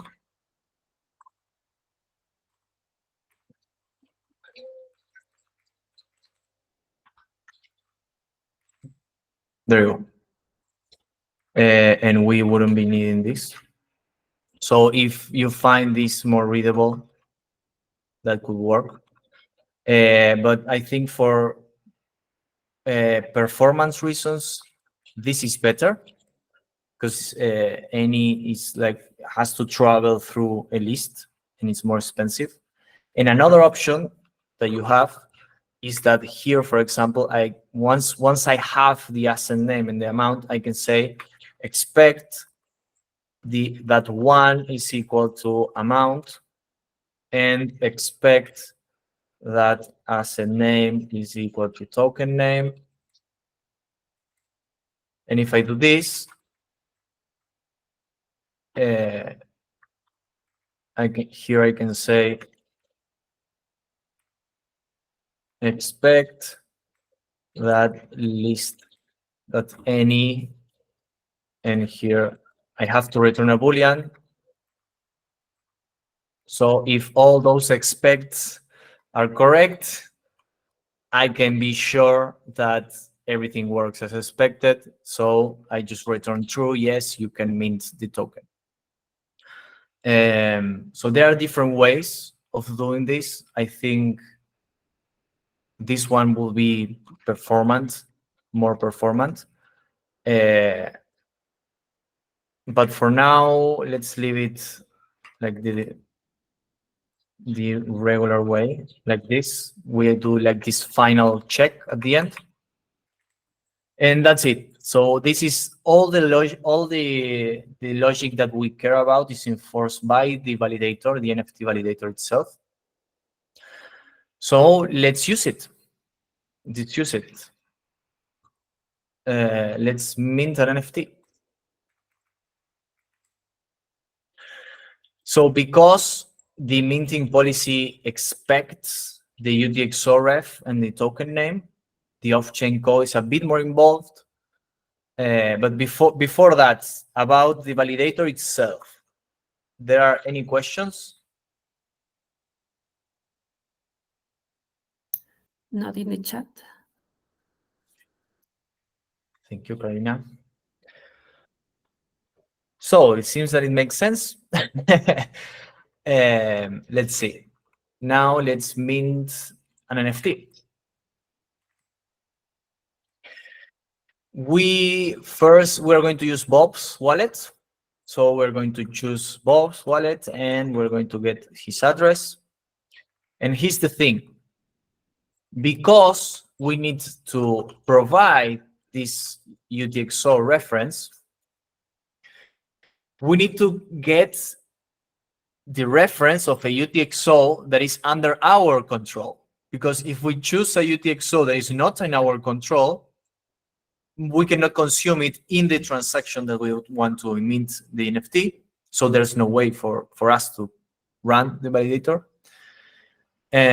So what we're going to do is we're going to explore. We're going to query get all the UTXOs on Bob's address. And from all the UTXOs of Bob's address, we're going to check if there's at least one, should be, else you have to send money to Bob. And here, seems like silly, but here, we're choosing one of the UTXOs randomly, like because we want, because we can. Because all UTXOs in our wallet are ours, we're going to choose one UTXO randomly. In this case, is the first one of the list, but we could choose any of them. And we're going to make sure that we're consuming that UTXO in the transaction. And that's how we make sure that that no one else can use it. We're just getting this UTXO. We're going to parameterize the validator using this specific UTXO that we just chose. And we're going to mint the NFT. We don't really care about which UTXO specifically.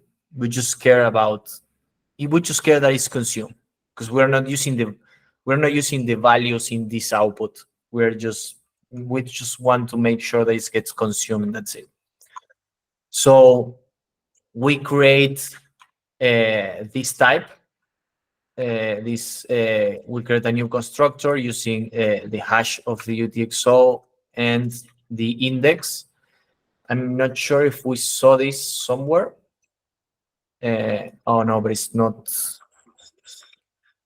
It doesn't appear here because it's parsed nicely. UTXOs here. So as you can see here, we have two UTXOs being consumed, and both have the same, these inputs, both have the same hash. As you can see, 98F50, blah, blah, blah, 98F50, blah, blah, blah. So these two are the same, but they are not exactly the same. They are different because this is the 0th one, and this is the first one. So they differ by its index.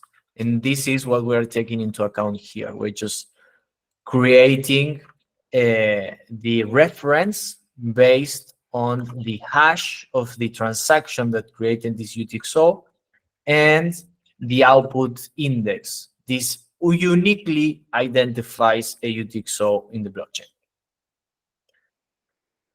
We get from the Bluetooth.json. Actually, I should build clear build. Okay, now we have the actual minting NFT policy. So we have the raw compile code, and we apply the parameters, the output reference with the text NFT. NFT ABC 2024.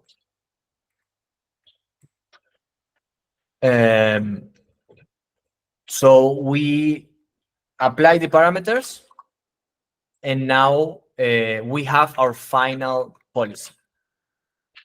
Same as what we said in the prior policy, someone else can take the compile code and apply a different output ref and a different name, and then can generate their own policy. But by definition, this policy is going to be different, and it's going to live in a different place. It's going to have a different policy ID. So we can be sure that a token is the one that we think, like, generated by the person that we think, or the entity or whatever, by its policy. Anyone can create their own policy, but the policy derived from this specific output ref and this specific token name is unique, and we are going to be able to use it only once in our lifetime.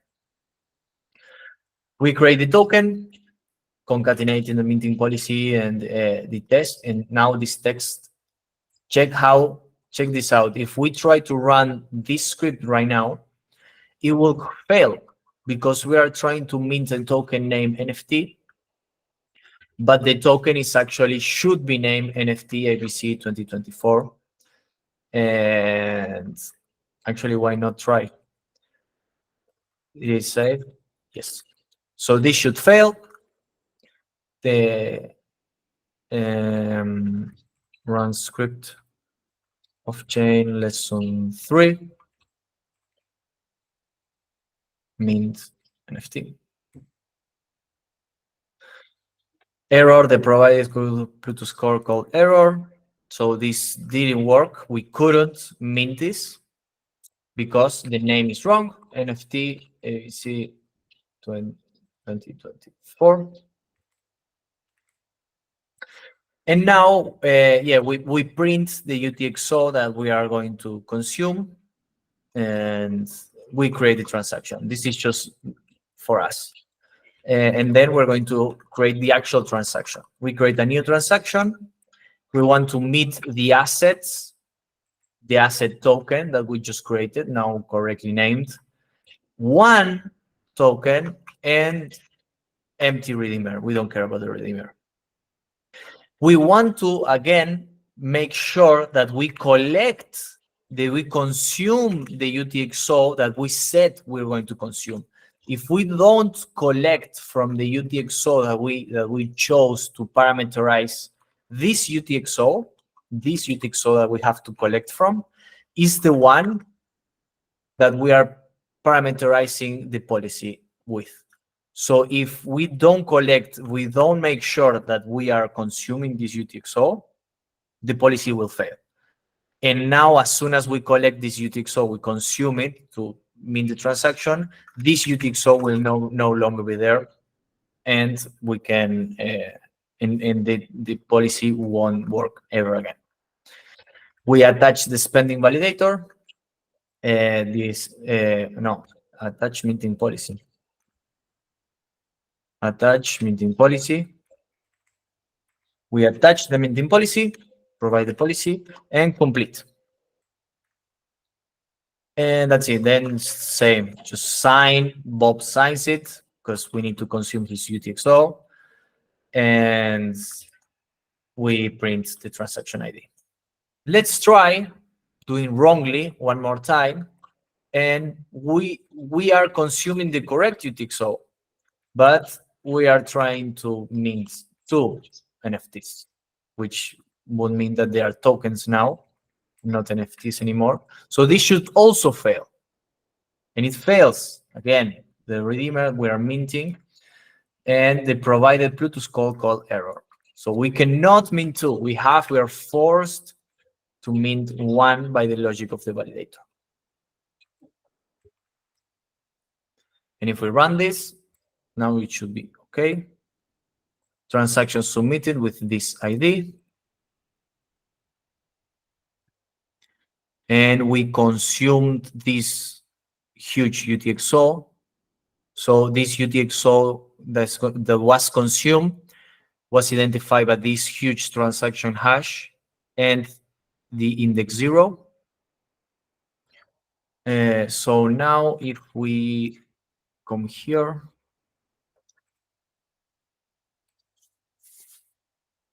we don't have it yet, but it will appear sometime in the future. And we minted our first NFT. Super easy, Berlin inconvenience. So I think like this might be more complicated, but this is extremely useful NFTs as well, because you can uniquely identify a bunch of like real world stuff or assets or real world asset services, goods, etc. using this. So, and it's the same. I mean, if we go back to the minting policy, it's the same always. Like, you just make sure that you're consuming this that is unique, and you can change the token as the token name. You could add more restrictions. For example, we could add that a specific person can sign. So we can just combine these signed tokens put the logic inside here, and now we have a minting policy that can only be minted by a specific person. And you can make it more complicated if you want. But this by itself, I think is the simplest or one of the simplest ways of creating an NFT. Let's see if we have it there. Awesome. So 6 confirmations, 0.22 ADA. And as you can see here, it says that transaction contains a contract execution and a minting of a native asset. And if we see right here, I spent 0.22 ADA and I got back NFT ABC 2024. And there's no way now, not even me, not even Bob, can create this again, because I won't have, never ever again, this UTXO reference. I will have a new one. I could create a new token called NFT ABC 2024, but this new token will be a different NFT that happens to have the same name, but it's going to be a different NFT. You have the token means, yeah. Any questions? Yes, I have a question. Yeah. Well, what will happen if we call the same script twice? Yes, of course. So if we call the same script twice, no, right here, no. This means NFTs. If we call the same script twice, what will happen is that we're going to query the new UTXOs that Bob's has, new UTXOs. I'm going to get the first UTXO that Bob has. I'm going to use that UTXO. I'm going to apply the new. I'm using that UTXO to create a new reference, and with that new reference, I'm going to apply that as to the policy to get the final policy. I'm going to get a new policy. So what does that mean? That in practice, summary. In practice, now I have this NFT ABC 2024, right? If this policy would allow me to mint more, and the policy wouldn't be parameterized by the output ref, if I rerun the script here, I will get a 2. NFT ABC 2024, 2. So now I have 2 of the same token. But because I'm parameterizing with the reference, that means that the policy itself is going to be different. So for the blockchain, it's a completely different token, even if the name is the same for us. So if I run mint, I consumed a new UTXO. Let's see, if I go back here, the first time that I run it,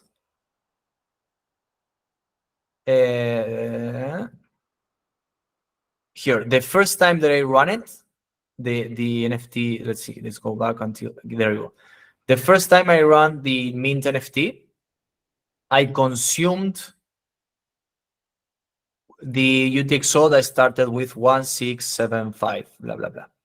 And the second time that I run it, I consumed this transaction, that the UTXO here, D28Z, blah, blah, blah.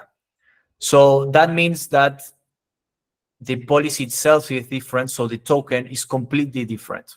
And if I go to this transaction, so this is the second one, copy.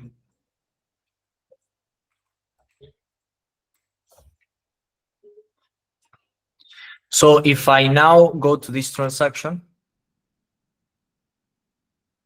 it's not there yet, but it will be. The transaction itself will look completely identical, except for the hashes.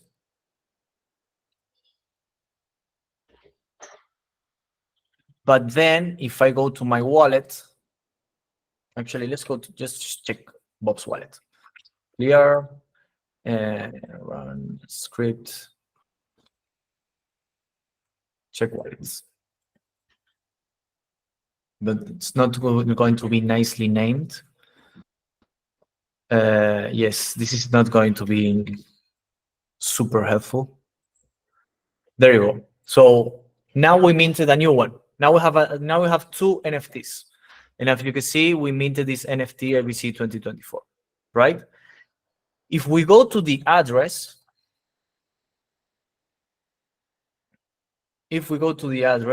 and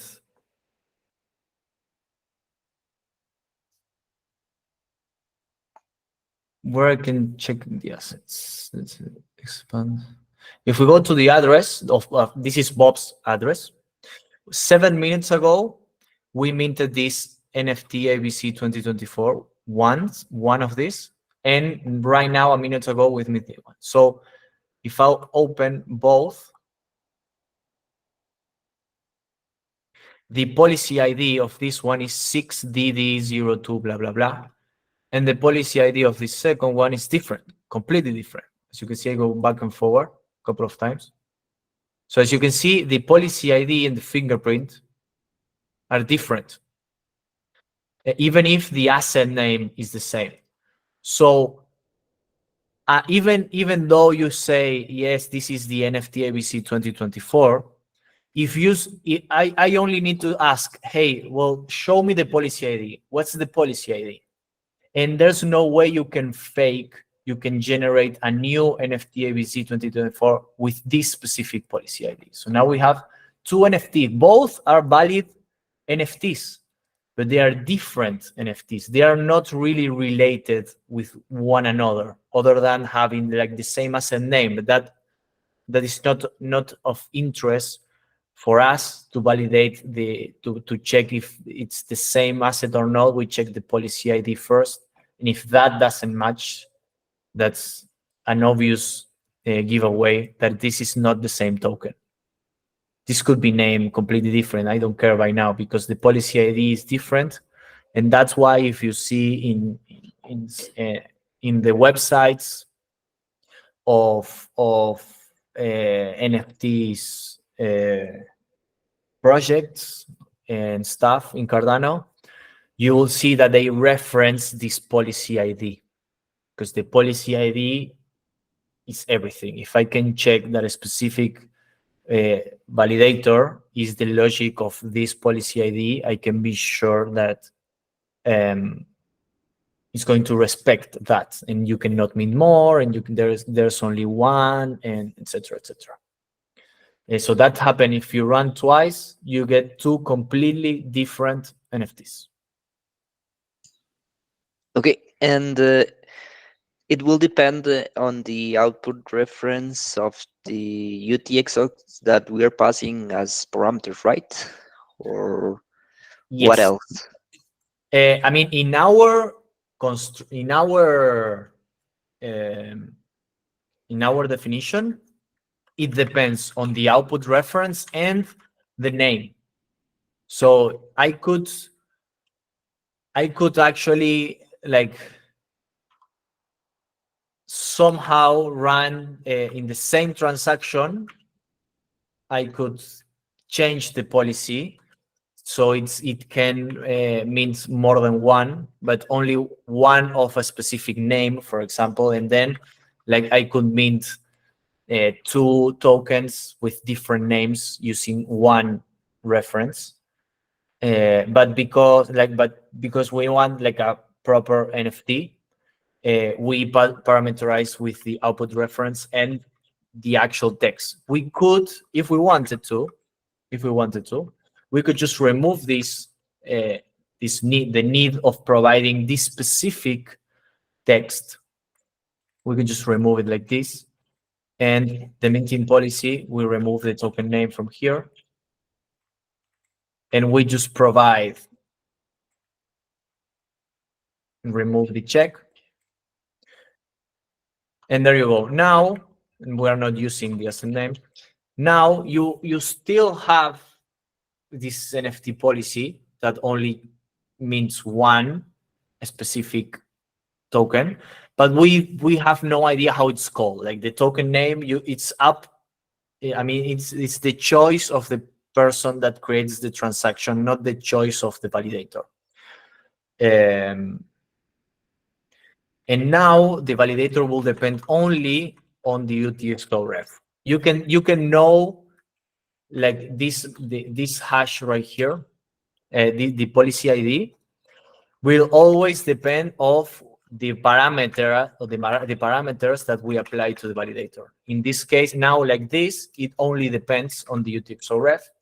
But if I go back to the original one, it also depends on the token name. So I can also I cannot show you this because I already consumed the out ref, but if I could magically consume the output ref twice, and I change this NFT, this name, I will still have like 2 NFTs, but then like I broke the blockchain because I could I could consume twice the same UTXO. So yeah, short answer, it depends of whatever you apply as parameters.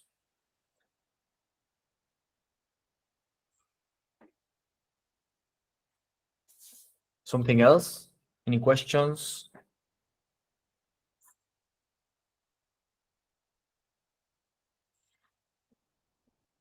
Okay. So we are almost over with the time. Before that, I'm going to change something with the validator, with the minting validator. And you will have to write the off-chain code and run it. So here's the thing. We said that you can create or destroy, you can mint or burn tokens. But right now, you can only mint. I mean, the amount of tokens can only be one. And the way that we specify burning tokens, that mean that when we say burning, it could mean 2 different things because historical reasons. But when we say burning, when someone says burning, they could be referring to either sending a token to somewhere that cannot be retrieved ever again, like the always false validator, gift burn, like this validator that we saw in the first lesson. If I send a token to this validator, the token will be forever locked there. It's not technically burned because it's still there. I mean, the token exists in the blockchain. It's just that it's unusable. But we can actually burn in the minting policy, because minting policy not only allows you to create tokens, but also to make them disappear forever, completely from, not forever, but completely from the blockchain. So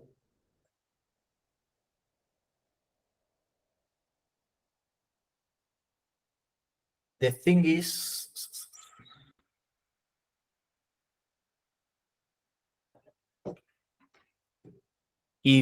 let me see, I wanted to do this because I wanted to showcase something that Lars said the other day.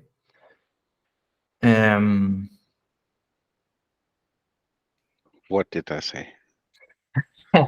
About how we can use redeemers as actions, and but I think it will be nicer here with the signed tokens one, because it's simple, and also once you consume the UTXO, you cannot run this again, so I cannot burn what I minted. Just one question regarding NFTs. That's it, what you want to say to NFTs, or is there more? Right now, I'm thinking of the other things, so maybe if I miss something, please. No, I don't think you missed. It's just that, I mean, this is now all very well, so it's a true NFT. But if somebody sends you one of those that you just minted, it's difficult for them to verify that it's actually an NFT. I mean, first of all, if they just see the minting policy and the token name, of course, there's no chance because the minting policy is just a hash. But I mean, and if you give them the minting policy, then they basically have to by hand check that it compiles to the right thing, to this hash, and that it's indeed an NFT policy. And if there's like a bug in your validator that's maybe hidden, then it's still a bit tricky. So I mean, the real cool thing would be if there was like, and another thing is, if you, as you explained to Adrian, if you reuse this policy, I mean, if you run the script several times, then your NFTs all have different minting policies. I mean, free token name, but different minting policies. So I mean, what I'm trying to say is there is a way to have one fixed minting policy that somebody can audit once and for all. And then you are guaranteed that every single token with that policy is an NFT. And then the trick is, I mean, it's even, I mean, it's an additional trick that you put on top of the trick that you already used. And then it's possible to, by using the token name. So the token name will no longer be a free text that will be cryptic, some byte string. But then basically the trade-off is that you have NFTs where you're guaranteed that every single token with this minting policy is always an NFT. And the trick is somehow to, in the token name, encode the, I mean, roughly speaking, the token name is the UTXO ref that you are burning. And then not burning, that you are consuming in the minting, in the minting transaction. And I mean, roughly speaking, the token name equals this UTXO ref. And then your validator would be like it is now, but instead of being parameterized by this UTXO, it would UTXO ref, it would get it from the token name, from the redeemer. And then it would check that basically the token name equals the redeemer and that what is mentioned in the redeemer is consumed. And that way you don't have to parameterize your policy and you can still guarantee it's an NFT and I mean, you can do arbitrarily many and they all have the same policy. So that can sometimes be very useful. I mean, for example, a company that mints NFTs, I mean, there are these companies that do these like funny ones with whatever. They could do that if they wanted. So all their NFTs would all have the same minting policy and then just different token names. And in practice, that's often more useful than this trick that you showed, if that makes sense. Yeah, so we change the redeemer to be, So basically, the redeemer is of type UTXO ref or whatever it's called in. yeah, output reference. And then the only problem is that the token name can't be. I mean, you must somehow serialize the thing. And I don't know. I mean, how long but I mean, because the token name is a byte string, right? Yeah. And I think it's 32 bytes maximum, and I'm not sure how long the UTXO ref is. One would have to check, but hopefully at most 32 bytes. Otherwise, you would need to cut something off. But basically, the idea is the UTXO ref is just a wrapper around a byte string as well. It's a new type around byte string. And then basically the token name must be that byte string. Yeah. Okay, yes, I see. You don't have to do that now I mean, I don't want to derail your plan. I'm just saying that in practice, I mean, I find that very useful. And I mean, one thing we will probably, maybe what I also wanted to say about NFTs, there are basically two main use cases for them. I mean, one is this stuff with digital art. I mean, people have these whatever cartoons or pictures or paintings. And I mean, one thing we also haven't mentioned yet is metadata. So you can associate so-called metadata with a transaction or also with a token. So there's a way to attach pictures to NFTs, for example.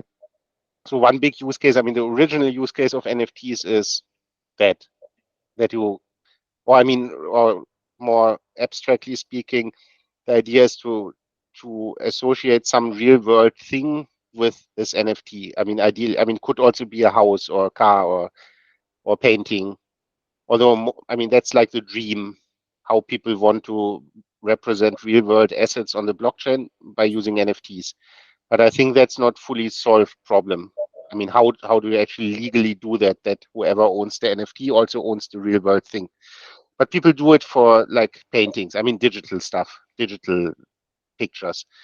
So that's the one thing. But the other thing is to not use it for that. I mean, not that it's really worth something by itself. It doesn't have intrinsic value by being art or whatever.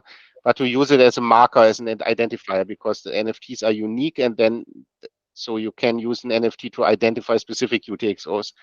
So as you said last time, or I mean, validation only restricts spending stuff, but not sending somewhere. So if you have some validator, then everybody can send whatever they want to that address.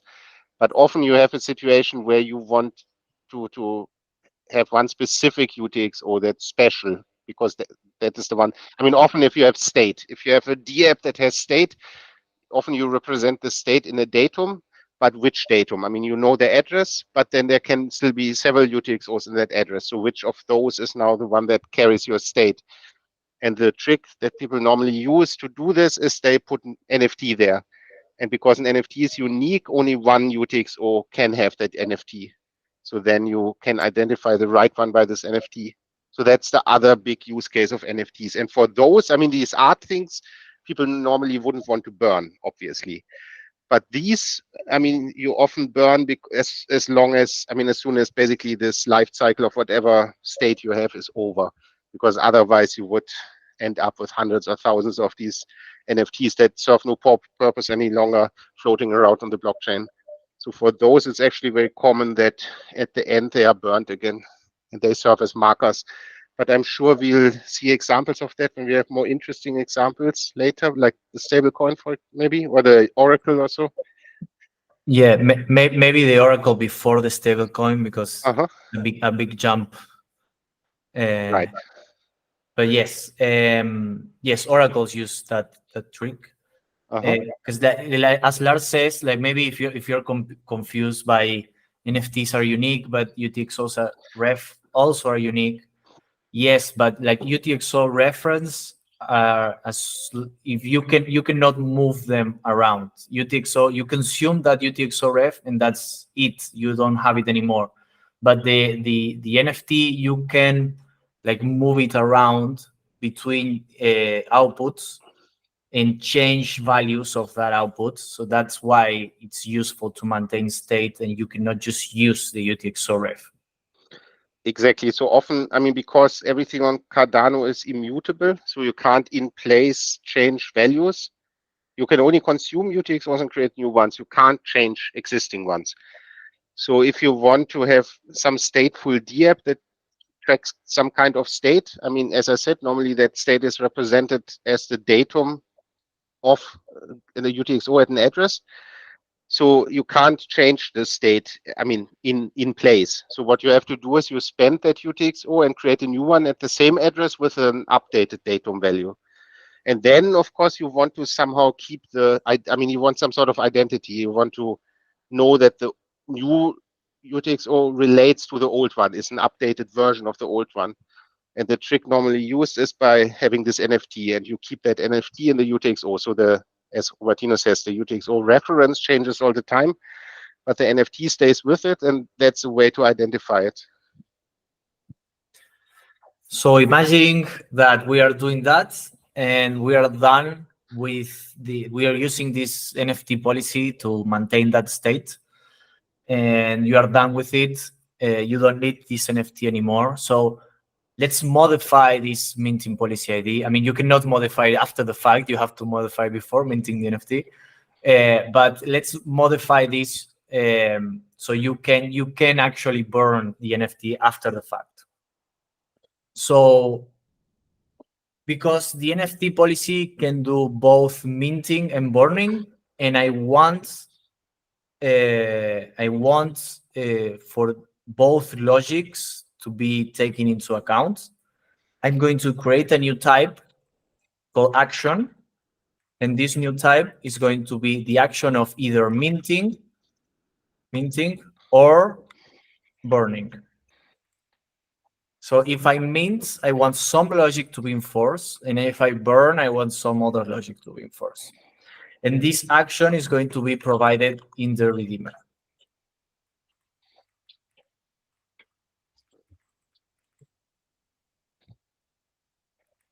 So now I have I can choose to either mint or burn. And I mean, what does that mean actually? So We still need the minting policy to be a minting policy. We still need these inputs, etc., etc. So let's see.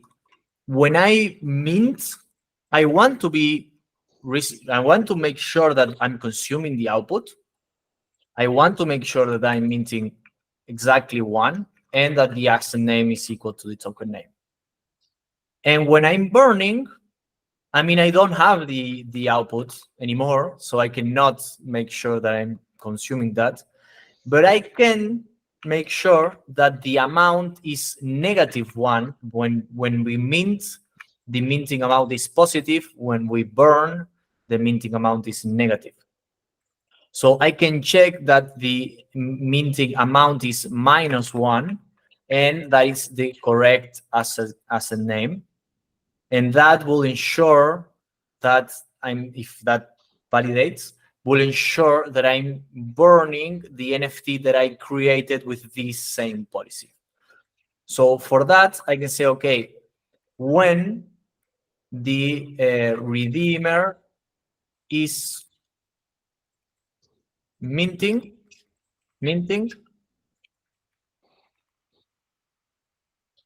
check this. And when is burning,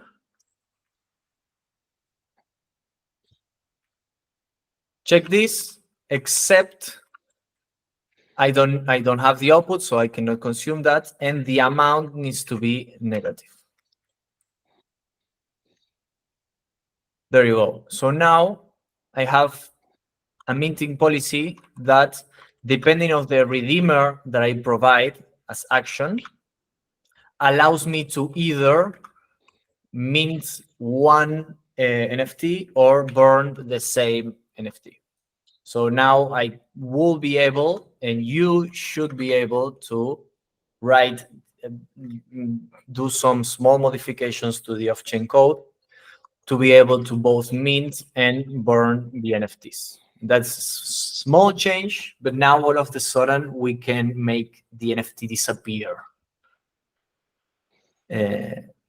Yeah, and that's one. I wanted to show this because Lars the other day said that redeemers are also used as actions, as things the validator could do.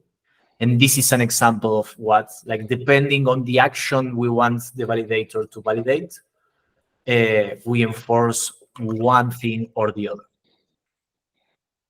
And that's it, I think. Any questions or comments? I just want to mention that, strictly speaking, I think in that example, you don't need the redeemer, right? You could check. I mean, you could do something like, if the value of this triple that you find in the mint is negative, then you don't check anything, and only if it's positive, then you check it's 1, and you check that the UTXO is consumed. Then it, Right. Yes. but it's maybe nicer and clearer to do it like that. And also, it was what I wanted to show. I mean, it's But actually yes. not. It's actually not so easy to come up with an example where you really need the redeemer for this. I mean, there are, I think, but often you can just somehow figure it out from the context what the user wants to do. Yeah. So yeah, that I think as a homework, you could write the off-chain code for this. I mean, you could either do that or do the changes that Lars mentioned. You can check inside. You can check this amount, and if it's 1, allow it. If it's -1, allow it, and other values, deny the transaction. That could be the homework as well. And in that case, you don't need the redeemer anymore.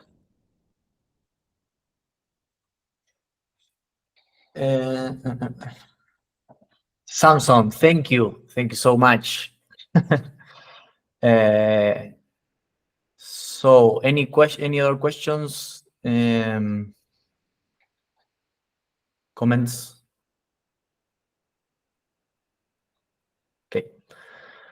Okay, so we'll see you in 2 days, Wednesday, and have a great day. Thank you so Do we- much for Do listening. we already have a plan for, or do you have a plan for what's the topic on Wednesday? We have, let's see, I don't recall.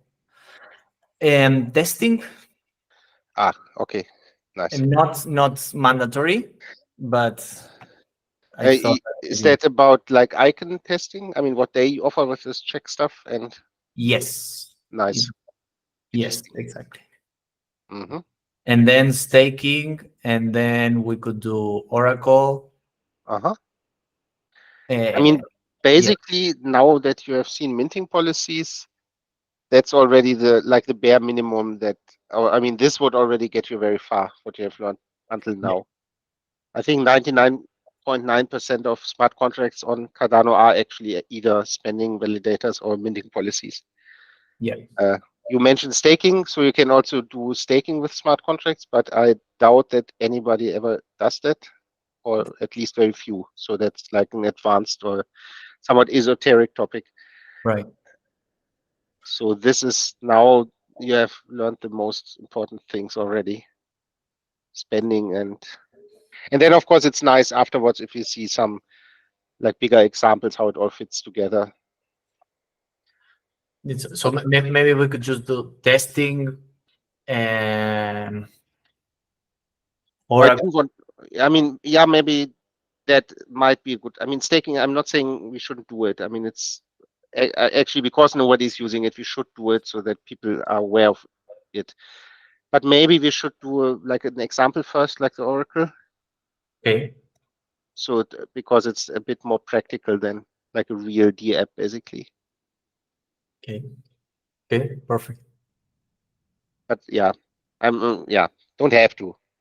Might make sense though. Yes. Yes. No problem. We can. It was planned to do both, so we can just do Oracle first. Right. Okay. So see you in 2 days, everyone. Thank you, everyone. Thank you, Thank you. Thank Robertino. you. Thanks, Karina. Bye. Thank you. Bye. Bye. Thank you.